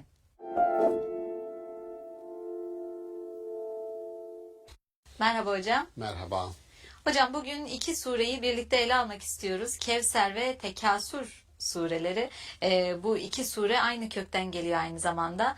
Bunlar üzerinden insan karakteriyle ilgili niteliksel ve niceliksel bir ayrım var, bir tahlil var. Siz bunları nasıl görüyorsunuz, nasıl değerlendiriyorsunuz, ne dersiniz? Evet, kesura yani çok olma, çokluk anlamında Türkçe'de de kullandığımız bazen kesretten kinaye denir. O köke sahip iki sure var. Hemen dinleyenlerimizin kulağına tanıdık gelecek. İnna atayna kel kevser. Oradaki kevser bugün konumuz olacak. Bir de elhakümü tekasürdeki tekasür. Aynı köke sahip ama birisi övülüyor, birisi yeriliyor. İki karakter insana gelip oturuyor bu iki kelime üzerinden. Bunlardan bir tanesi insanın olmak, kendini büyütmek anlamındaki Kevser, o değer ve nitelik ifade ediyor. Öbür tarafta tekasür, nicelik ifade ediyor.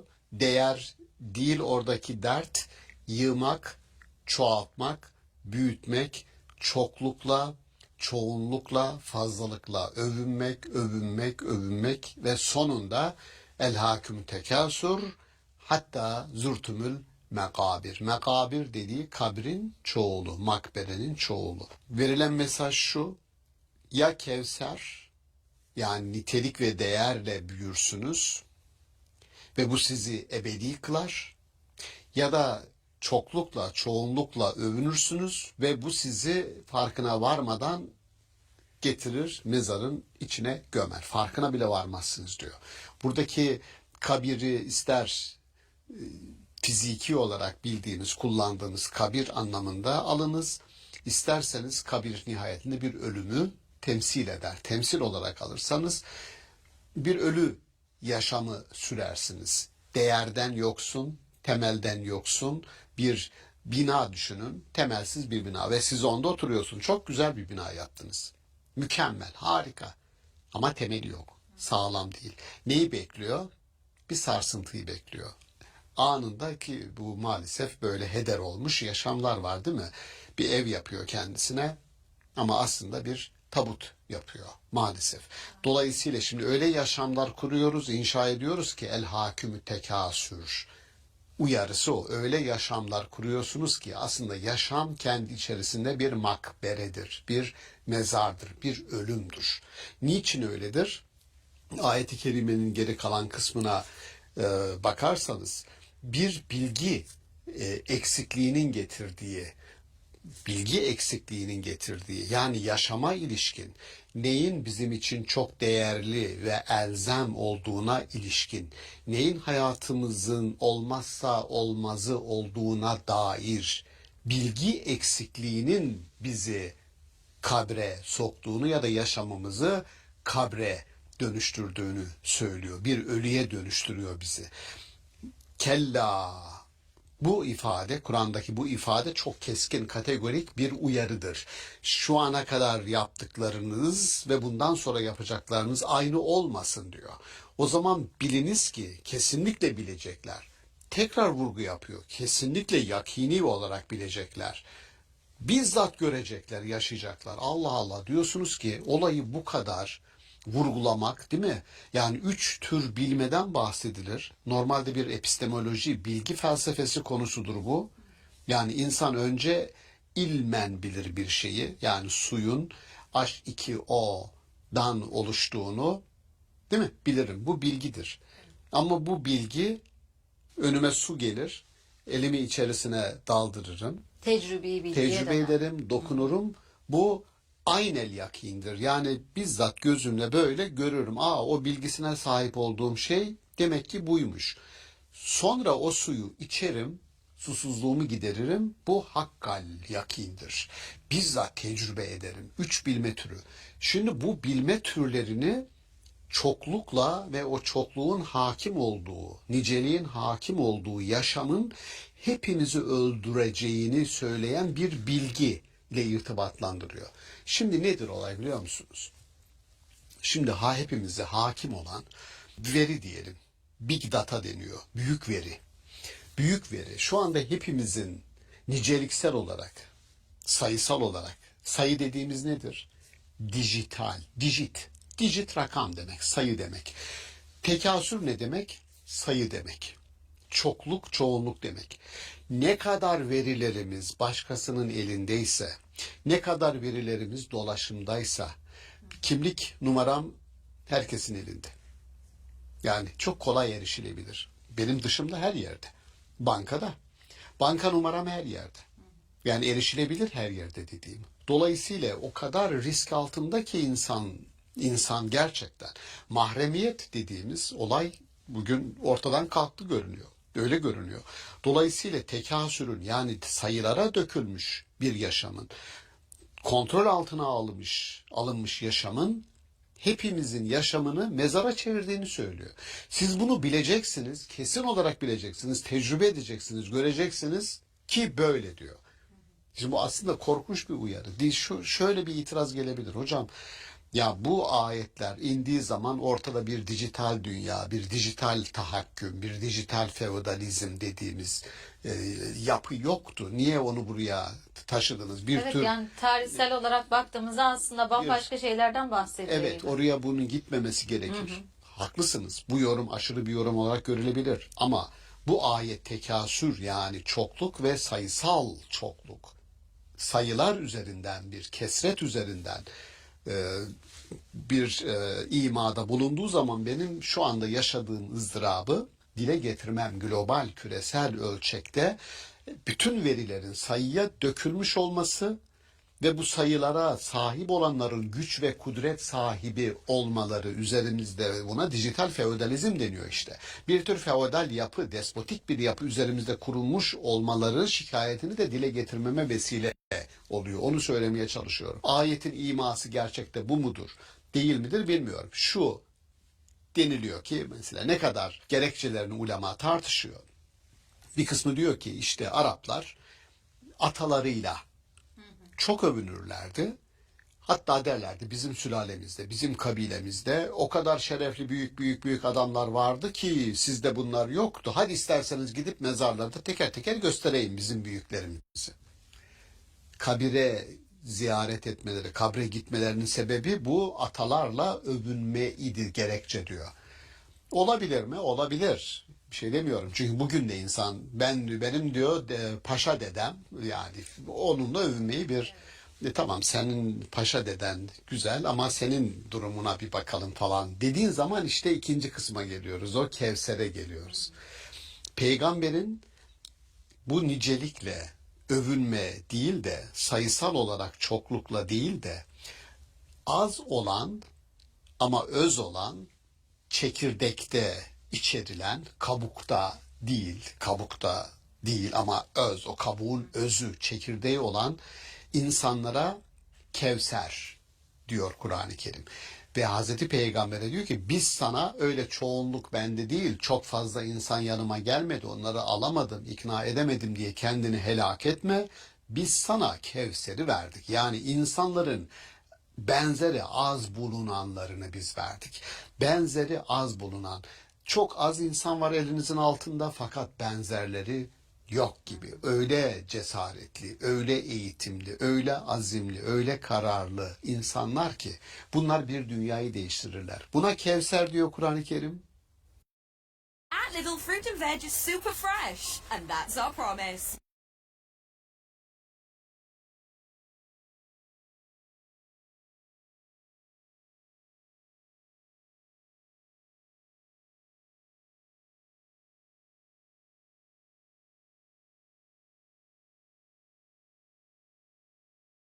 With delicious strawberries that'll keep the kids sweet. Try Pepper's.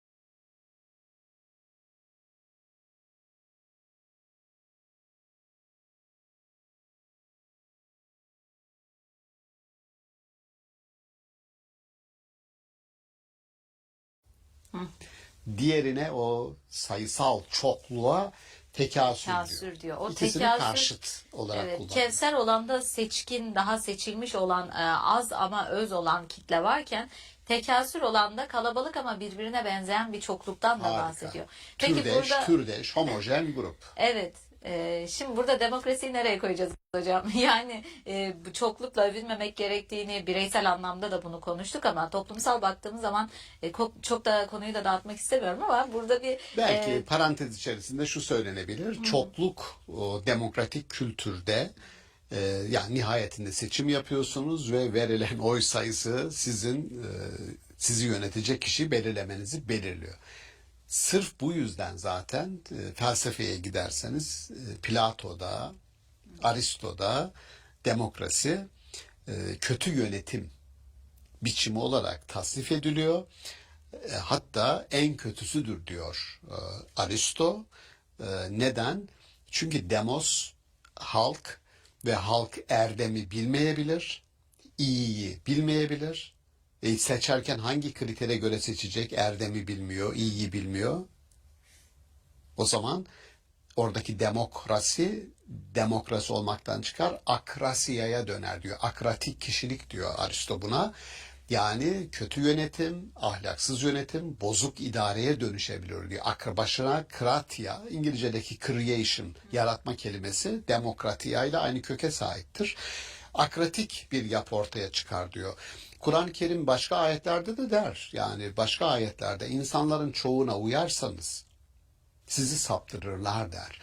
Çünkü ilim, irfan bizim yol gösterenimizdir. Oysa ilim konusunda demokrasi olmaz. Şöyle düşünün. Yani dünya dönüyor diyen bir adamdı. Galileo. Onu yargılamak isteyen kitlelerdi. Ölümünü izlemek isteyen kitlelerdi. Yani bakın herkes yanlış. Peşinde bir kişi doğru diyor. Peygamber geliyor bir topluma. Bir hak hakikati dile getiriyor. Ama bütün millet sürü halinde, sürü toplumu diye bir tasnif var. Sürü toplumu, biz bunu ne duyduk ne ettik, atalarımız da böyle bir şey demedi diye peşine düşüyorlar. Senercümenneküm, seni şimdi taşlayıp öldüreceğiz diyor. Dolayısıyla çoğunluğa bakar mısınız? Ama demokratik kültürün geldiğimiz noktada eğer ileri demokrasi dediğimiz, liberal demokrasi dediğimiz insanın erdemli bir yaşam sürmesine, o çoğunluğun erdem nedir, bilgi nedir, onlar öğretildikten sonra bir seçmene dönüşmesine hizmet edecekse orada sıkıntı yok. İtiraz ettikleri nokta salt çoğunluğa dayanırsanız bu sorun çıkarır. Burada yine araya girmek istiyorum hocam. Yani çoğunluk olan kısmın kötüye, sürü psikolojisine yönelttiğini, aslında olumsuz olan tarafa çoğunluğun götürdüğünü ve seçkin, daha azınlık olanın iyiye yönelttiğini söylüyoruz. Burada biraz daha yine insan doğasıyla ilişkili olarak da sormak istiyorum. O zaman o çoğunluktaki şey birbirine etki etmesi mi, yoksa insanın doğasında olan iyilik halinin azınlıkta kalmış olmasını nasıl görmek gerekir? İkisi de güzel, çok güzel bir soru. Gerçekten şöyle denir. Kötülüğün yayılma hızı iyiliğin yayılma hızından 6 kat daha fazlaymış. Yani kötülük daha hızlı yayılıyor. Sebebi nedir acaba derseniz, bence kötüye eğilimin, kötüye meyletmenin iyiden biraz daha kolay olması ve çekiciliği. Hazların çekiciliği. Ama nihayetinde onların, işte Kur'an-ı Kerim şurada uyarı yapıyor. Bileceksiniz ki diyor, bu yol değil, bileceksiniz. Ben size bilgi olarak veriyorum. Çoğunlukla övünmek, o sürünün bir parçası olmak ve kendini orada güvende hissetmek, bu tür durumlar bilgi olarak size veriyorum ki tecrübe edeceksiniz ve bizzat yaşayacaksınız. Bu sizin mezarınıza dönüşecek, sizi yok edecek.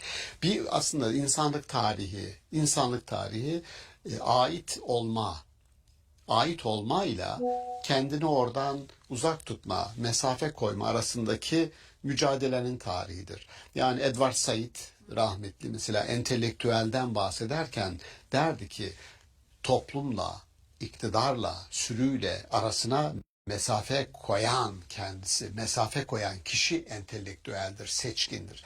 Kur'an-ı Kerim işte az seçilmiş bir avuç insan illa galila ifadesini birkaç ayette kullanır. Erdemli yaşam sürmeniz gerekmez mi? Yozlaşmalara karşı çıkmanız gerekmez mi ayetini? Ulu bakiye, erdemi sizin temsil etmeniz gerekmez mi der. Arkasından ama insanların çoğunluğu böyle bir yozlaşmaya asla karşı çıkmadılar. Erdemin tarafında yer almadılar. Bir avuç insan hariç diyor. Ben buna ekliyorum Arnold Toynbee'nin bir sözünü. Diyor ki medeniyetler bir avuç insanın sahneye çıkmasıyla kurulur. O bir avuç insanın sahneden çekilmesiyle de çöker. O zaman biz şuradayız. Ben öğrencilerime bile söyledim. 100 kişilik sınıfta bir hoca 100 kişiye konuşmaz arkadaşlar derim. %10 patlasa yani. 10 kişiye konuşurum ben burada. Bilirim ki benim söylediklerimi hak eden, dinleyen, anlayan, kulak veren 10 kişi var. Ne yapın o 10 kişinin içine girmeye çalışın. Tam da onu söyleyecektim hocam. Evet. O 10 kişinin içine girebilmek, yani burada şimdi bu kesimlere ayırdığımız zaman sanki böyle işte Fil Dişi Kulesi'nden bakan bir kesim var. Biraz Öyle daha değil. üstlenci bir bakış gibi. Ama bu kesimler arasında bir geçişin mümkün olduğu. Kesinlikle. Çok güzel. Bu çok uzun bir tartışmadır. Yani diyelim Caetano Mosca, Pareto gibi isimler, bu Ramazan programına getirmek istemem onları, ama şunu söylüyorlar. Demokrasi diye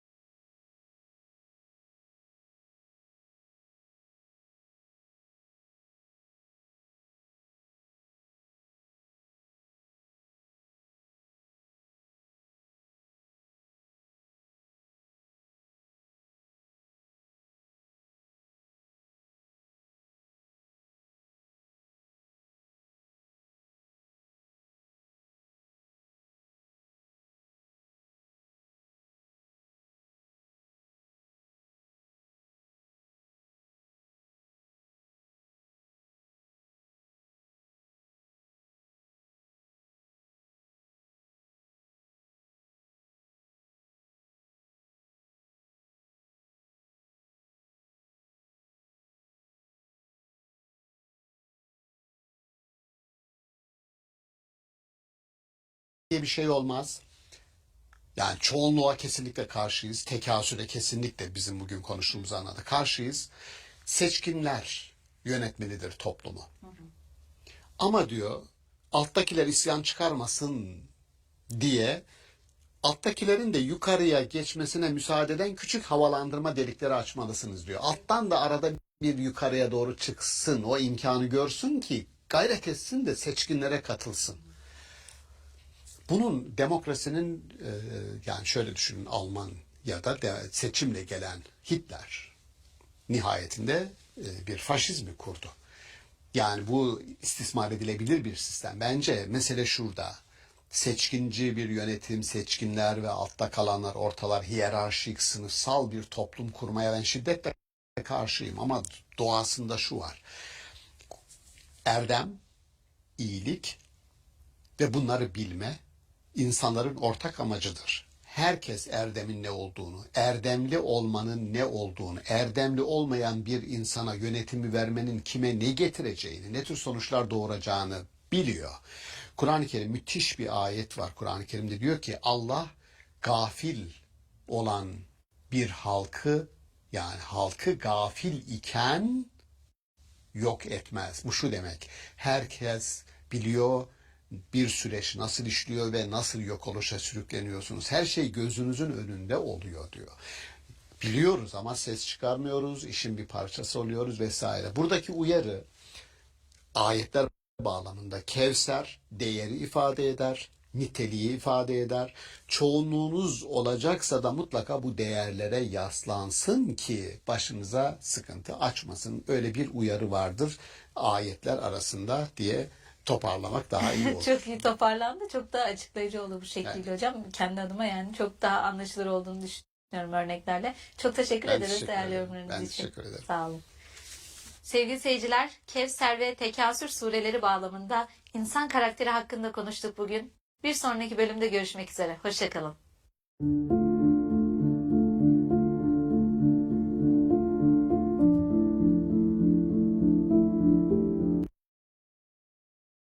Woke up today with this feeling.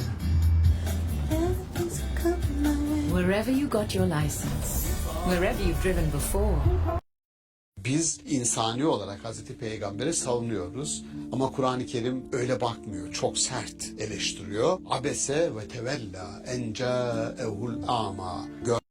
Görme engelli sahabi kendine geldiğinde yüzünü.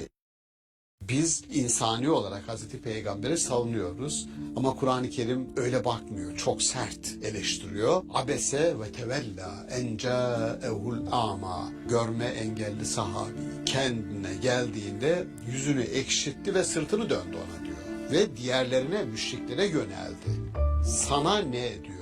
Sana ne diğerlerinin ne yapacağından, Müslüman olup olmayacağından. İşte diyor peygamber beyaz tenliydi. Peygamberin kendisi mi dedi ki ben beyaz tenliyim böyle kaydedin. Öbürü esmerdi diyor. Bayağı esmere yakındı. Sana ne adamın esmerliğinin, beyazlığının. Yahudiler en büyük ırkçı idiler. O ırkçılığa reddiye olmak üzere, çünkü babadan geliyor o ırkçılık. Hazreti İsa babasız dünyaya getirildi ki ırkçılığın dibine kibrit suyu dökülsün.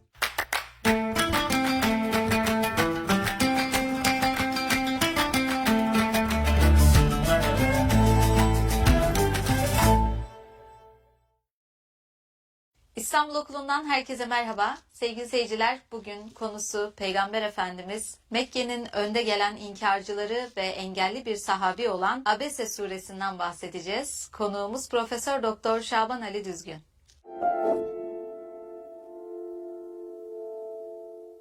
Merhaba hocam. Merhaba. Hocam bu bölümde Abese suresinden bahsetmek istiyoruz. Burada geçen bir hadise var. Peygamber Efendimizin Mekke'nin önde gelen inkarcılarıyla oturduğu bir meclise sonradan dahil olan engelli bir sahabiden bahsediyor bu sure ve Peygamberimizin kendisini gördüğünde, o engelli sahabeyi gördüğünde yüzünü ekşitmesi meselesi var. Bunun üzerine gelen bir Abese suresi var. Bunun hakkında konuşmak istiyoruz. Bu durumu siz nasıl görüyorsunuz, nasıl değerlendiriyorsunuz? Bu bizim için ne ifade ediyor? Yani bu Abese suresi gerçekten Hazreti Peygamber'e sitemler. Kur'an-ı Kerim ona itap diyor ve Türkçe'yi çevirirken bazen azarlamalar diye tercüme ediliyor. O Allah'ın peygamberi azarlamaları. Birkaç surede var bu neden yaptığı ama ben onu azarlama kelimesini çok nezaketsiz doğrusu buluyorum. Sitem diye tercüme etmeyi daha iyi bir tercüme olarak düşünüyorum. Dolayısıyla burada sitem çok esaslı bir durum var. Alimler bayağı uğraşmışlar. Bu ayetleri yorumlamakta zorlanmışlar yani. Hazreti Peygamber'e yakıştıramamışlar yüzünü ekşitmeyi. Üstelik de görme engeli olan Abdullah İbni Ümmü Mektum adlı sahabi sevilen bir isim, Peygamberimizin de sevdiği bir isim ama o arada ne oldu da niye orada müşriklerle statü sahibi, kendisini ayetlerden anladığımız kadarıyla müstahni gören öyle ayet geliyor arkasından. İnsanlara bir anlamda yöneliyor, sahabiyi öteliyor. Bunu yakıştıramadıkları için burada yüzü ekşiten peygamber değildir, oradaki müşriklerdir diyen alimler de var. Ama öyle görünüyor ki ayetlerin bağlamı, akışı okunduğunda evet burada yüzünü ekşiten Hazreti Peygamber. Bunu Maturidi yorumlamaya çalışıyor. Diyor ki Hazreti Peygamber bunu yaptı çünkü yapmaya çalıştığı şey çok büyük bir şeydi. Neydi o? Şimdi kabile eskiden beri denir bir millet kralının dini üzeredir. Yani bir kabilenin reisini eğer Müslüman ederseniz bütün kabile reisle beraber Müslüman oluyor. Yani peygamberin davası, oradaki çağrısı, iddiası, uğraşı o adamlarla ilgili değil sadece. Arkada çok daha büyük bir kesim var. Onları kazanmaya çalışıyor. Kabileleri bir. İkincisi yaptığı şey kendi kişisel davası da değil. Nihayetinde Allah için bir şey yapıyor. Allah'ın dinine çağırıyor. Dolayısıyla yüzünü ekşitse dahi bu onun kişisel bir zafiyeti olarak görülmemelidir diye bir yorum yapıyor Maturidi. Dediklerine katılıyorum. Doğru. Ama Kur'an-ı Kerim buna rağmen yani biz insani olarak Hazreti Peygamber'i savunuyoruz ama Kur'an-ı Kerim öyle bakmıyor. Çok sert eleştiriyor. Abese ve tevella en câehul âmâ. Görme engelli sahabi kendine geldiğinde yüzünü ekşitti ve sırtını döndü ona diyor. If you open the Quran and you don't understand anything of what's written there, and you don't care about the situation, then click skip now. Okay. Ve diğerlerine, müşriklere yöneldi diyor. Sana ne diyor? Sana ne diğerlerinin ne yapacağından, Müslüman olup olmayacağından, kabilelerinin işte onlara tabi olarak Müslüman olup olmayacağından, sana destek verip vermeyeceklerinden. Çünkü güçlü insanları kazandığın zaman kendini de bir tür daha güvende hissedersin. Bu refleks, bu motivasyon da var. Tamam bunları anladık ama sana ne diyor bu? Sen diyor tek bir kişiye, Müslüman olan o engelli sahabiye o hareketi yapmayacaksın. Kella ifadesini orada kullanıyor. Kella. Sakın bir daha böyle bir şey olmasın olarak yorumluyor onu bazı alimler. Kella. Sakın bir daha böyle bir şey yapma. Yani çok aslında çok dozajı çok yüksek bir uyarı görünüyor gerçekten. Çünkü sahabi diyor ki belki o kişi gelecek, seni dinleyecek ve oradan aldıklarıyla gidecek yetezekka. Yani kendisini arındıracak, rahatlayacak. Çünkü senin şu ana kadar sana destek veren, bütün zorluklara göğüs geren bir insana böyle davranma hakkın yok. Buradan çıkan yani Hazreti Peygamber buradan ders çıkarmış mı? Çıkarmış. Ne yapmış? Her karşılaştığında Abdullah İbni Ümmü Mektum'la her karşılaştığında şunu söylermiş. Nasılsın? İyi misin? Ey kendisi için Rabbimin bana sitem ettiği kişi dermiş. Her karşılaştığında yine namazda kolay kolay Hazreti Peygamber olmadığında imamlık yap milletin önüne geç diye öyle herkese imamlığı bırakmazmış. Abdullah İbni Ümmü Mektum onlardan birisiymiş. Yani bir tür onurlandırmak için bu yaptığını yani gönlünü almak için Aslında onu, bir hatanın da telafisi var burada. tabii bir hatanın da telafisi var. Burada epey alınacak dersler var. Yani bunların bana sorarsanız en önemlisi Kur'an-ı Kerim'in elde var olan bir insanı engelli oluşunu da burada dikkat almak lazım. Engelli oluşu aslında pozitif ayrımcılığı hak ediyor.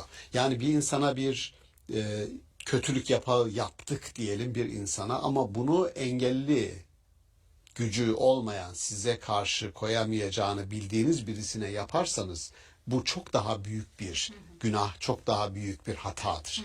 Dolayısıyla engelli bir zat o engeline rağmen senin kapına gelmiş, kapını çalıyor.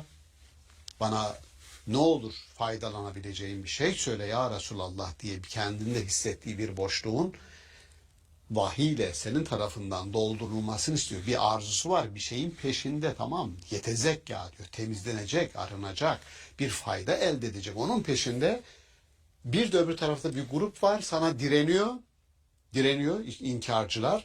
Sen onlarla uğraşıyorsun, değmez diyor. Bu kadar Kur'an-ı Kerim'in mantığı, inanan bir insan, engelli ya da değil, inanan bir insan, bu yola bütün çabasını, başını koyan bir insan o kadar değerlidir ki, o kadar onurludur, o kadar saygındır ki sen onun onurunu incitemezsin. Buradaki red anlık bir olaydır. Yüzünü dönme, yüzünü ekşitme anlık bir olaydır. Peki ne olur anlık bir olay? Rencide eder, incitir. Bence hassasiyet burada. Çok hassas bir terazi kuruyor Allahu Teala. Ve Peygamberimizin yüzünü ekşitmesini o sahabi görmüyor ama bir şeyden haberi yok. Ama Kur'an-ı Kerim bunu afişe ediyor. Bunu kitaba alıyor, ebediyen insanların okuyacağı bir metne dönüştürüyor. Tarihsel bir hafızayı sürekli hatırlanacak bir olaya dönüştürüyor. Niye böyle yapıyor? Bu aslında Hazreti Peygamber özelinde hususi olarak ona gelmiş görünüyor. Özelinde tamim etmek, genelleştirmek ve bundan sonra insanlar arasında bir tercih yapacaksanız, insanlarla oturup kalkacaksanız, insanlarla sohbet edecekseniz, o insanları nasıl bir karaktere, nasıl bir hedefe, nasıl bir amaca yöneldiğini dikkate alın ve ona göre onlara vakit ayırın, ona göre meclisinizi kurun yönlendirmesidir. Hocam Kur'an-ı Kerim'de bunun gibi çok fazla örnek var. Yani insan haklarına dair, pozitif ayrımcılığa dair çok fazla örnek olduğunu görüyoruz. Siyahi olan bireylerle ilgili, bazen kadınlarla ilgili, bazen bu şekilde engelli bireylerin haklarıyla önemsenmesiyle ilgili çok fazla örnekleme rastlıyoruz. Burada ama gördüğümüz olayda insan olmanın sınırıyla peygamber olmanın görevleri arasında da bir denge var sanki. Bunu nasıl okumamız, görmemiz gerekir? Çok güzel. Şimdi yani peygamber toplumun hem yani inananlar topluluğunun zirvesindeki, tepesindeki isim. Engelli olarak görülen şahıs, engelli olduğu için toplumda küçümsenen birisi değil. Yani toplumun öyle bir algısı yok. Ama nihayetinde statü sahibi olmayan birisi. Kur'an-ı Kerim'in bu tür durumlarda yani kendisini her şeyden müstahni gören, toplumun mütref dediği varlıklarıyla ve sahip olduklarıyla şımarmış ve her şeyden müstahni kendisini gören, yani biz hiçbir şeye maddi manevi muhtaç değiliz ve olmayacağız diyen bir grup var. Statü sahipleri herkes öyle görüyor ve öyle konumlandırıyor. Bir de diğer de işte orada kendi halinde bir insan var. Hazreti Peygamber'in bu iki grup arasındaki tercihini peygamber olarak, yani Abdullah'ın oğlu Muhammed olarak senin konumun farklı diyebilirsin ki ben bu statü sahiplerine biraz yaklaşayım ama peygamber Muhammed olarak engelli sahabinin yanında olman lazım. Yani 40 yaşına kadar ki Muhammed'i 40 yaşından sonraki Muhammed'den ayıran şey daha önce var olan kriterlerin insanlar arasındaki ilişkilerini kuran kriterlerin ile bundan sonraki kriterlerin değişti. Kur'an-ı Kerim'le muhatap olduktan sonra Kur'an-ı Kerim'in müdahale ettiği toplumsal şartlar çok güzel ifade ettiniz onu. Yani geri bırakılmış gruplar, dezavantajlı gruplar. Bunlara Kur'an-ı Kerim mustazaf diyor. Kendi kendilerine zayıf düşürülmüş değil. zayıf kalmış değil. Bunlar kurulan toplumsal düzenin zayıf düşürdüğü. Sizin kurduğunuz ekonomik ilişkiler kadınları diyelim toplumun dışına itmiş. Zayıf kaldılar. Ya da kurduğunuz hiyerarşi işte engellileri ikinci plana etmiş. Zayıf düşürüldüler. Dolayısıyla din kurduğu sistematik yapıyla, yani sistematikten kastım sürekli işlemesini sağlayacak bir işlerliğe onu kavuşturmak suretiyle dezavantajlı gruplar dediğimiz işte siz anladınız siyahi olan. تحسي ماله طعم كان أبوي جبلنا كان يونسنا.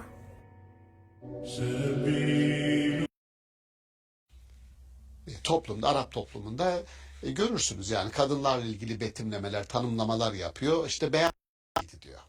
Ya peygamberin hanımlarını bile anlatırken işte beyaz tenliydi diyor. Peygamberi anlatırken bile beyaz tenliydi. Sanki tenin beyaz olmasıyla esmer olması, siyahi olması onun kendi tercihi. Dolayısıyla orada bir etik değerlendirme varmış gibi yani. Ne alakası var?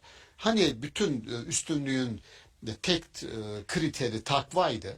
Hiç değilse ya bu tarih yazımı bile başlı başına İslam'ın, dinin karakterini ele veriyor. Aslında dinin karakteri bu değil. Evet. Ama onu anlatan insanların kendi yaşam kriterlerini, insan kriterlerini dine giydiriyorlar. İşte diyor peygamber beyaz tenliydi. Peygamberin kendisi mi dedi ki ben beyaz tenliyim böyle kaydedin. Evet. Öbürü esmerdi diyor. Bayağı esmere yakındı. Sana ne adamın esmerliğinin, beyazlığının? Kesinlikle.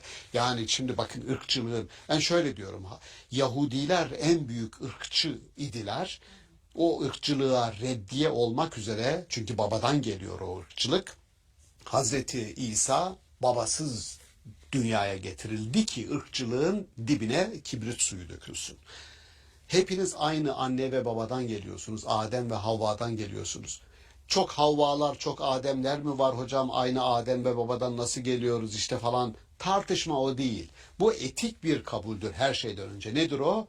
Aynı anne ve babadan geliyorsanız ırkçılığın reddidir. Kimse kendisini ben işte beyazım, ben sarı ırkım, ben işte siyahiyim, bir üstünlüğe, bir savunmaya girmesinler. Yani burada çok daha etik, her şey etik temelde inanın. Biyolojiden bahsettiğimizde de, işte tenden bahsettiğimizde de geliyoruz, bir etik temele oturuyoruz. Burada da Abese suresinde de nihayetinde bir onurun incitilmesidir bütün mesele. Evet. Ve onu Hazreti Peygamber düşünebiliyor musunuz yani?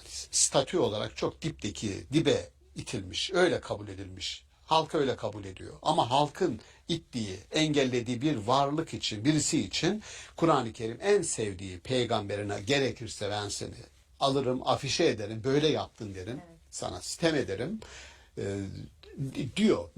Meseleyi ben toplumsal tarih bu. Toplumsal tarih, dinin tarihi, kralların tarihi değil.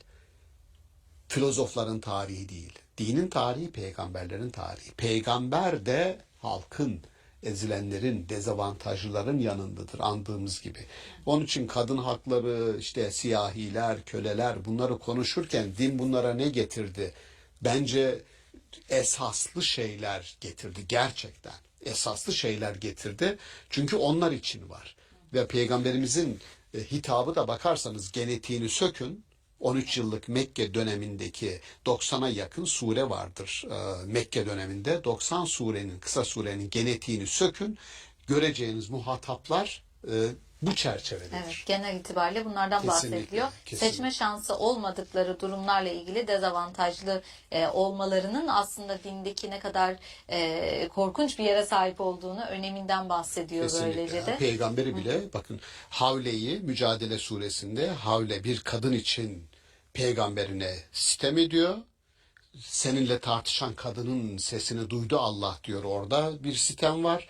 Burada bir engelli için sitem var. Gördüğünüz gibi dezavantajlı dönem için, gruplar için peygamberini çok rahat bir şekilde hizaya getiriyor Kur'an-ı Kerim. Peki hocam, dileyen ondan öğüt alır ifadesiyle başlayan ayetler var bir de. Son olarak buraya da değinecek olursak, evet buradaki bazı hatalardan bahsediyoruz. Kur'an-ı Kerim de bunlarla ilgili uyarılarda bulunuyor. Bu şekilde ifadeyle başlayan ayetlerde. Bunların bizim şu andaki hayatımıza empoze etmemizle ilgili durumu nasıl görmemiz gerekir? Bu uyarıları nasıl görmemiz, okumamız gerekir? Evet, bu tür olaylar Kur'an-ı Kerim'in tarihine herhangi bir kesitine hitap etmesi, orada şahısların, hitap ettiği şahısların A, B, C şahısları olması olayı tarihsel bir olay yapmaz, olayı bir coğrafyaya hapsetmez. Bu konuşmaların tamamının muhatabı onu şu anda okuyan kişidir. Hikayenin muhatabı şu anda onu okuyandır. Dolayısıyla andığımız üzere nasıl bundan öğüt alacaksın, nasıl bundan faydalanacaksın, umulur ki fayda sağlar. Menfaat kelimesini kullanıyor. Menfaat kelimesi biraz madde içerir. Tezekka iç temizliğidir, zihinsel temizliktir. Bir şey söylersiniz birisine, inanılmaz bir huzur, huşu, haşyet, bunu öyle hisseder ki arınır böyle. Tamam, birçok şey çeker gider. Bu tezekkadır. Ama aynı zamanda umulur ki tenfa'uhu, yenfe'uhu ifadeleri var Kur'an-ı Kerim'de, nefa, maddi faydada. Yani peygamberin yanında bulunmak sadece iç temizliği değil. Diyorum ya sizinle oturmak, sizden bir şey almak, etmek, bu menfaat, maddi manevi demek. Her türlü öğüt iki kanatlı. Hem maddi hem onun içindekiyle alakalıdır.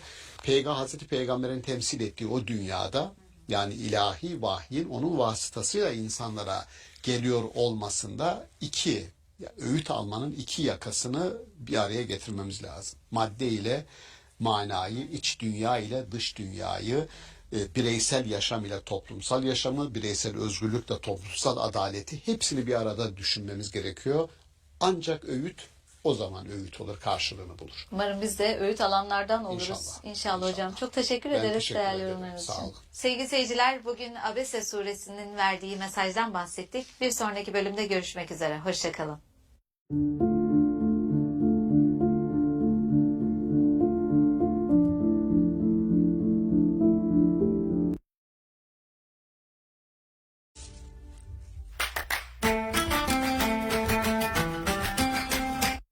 İman nedir? İman verilen sözün tasdikidir ve bir hatırlamadır, bir hafızadır.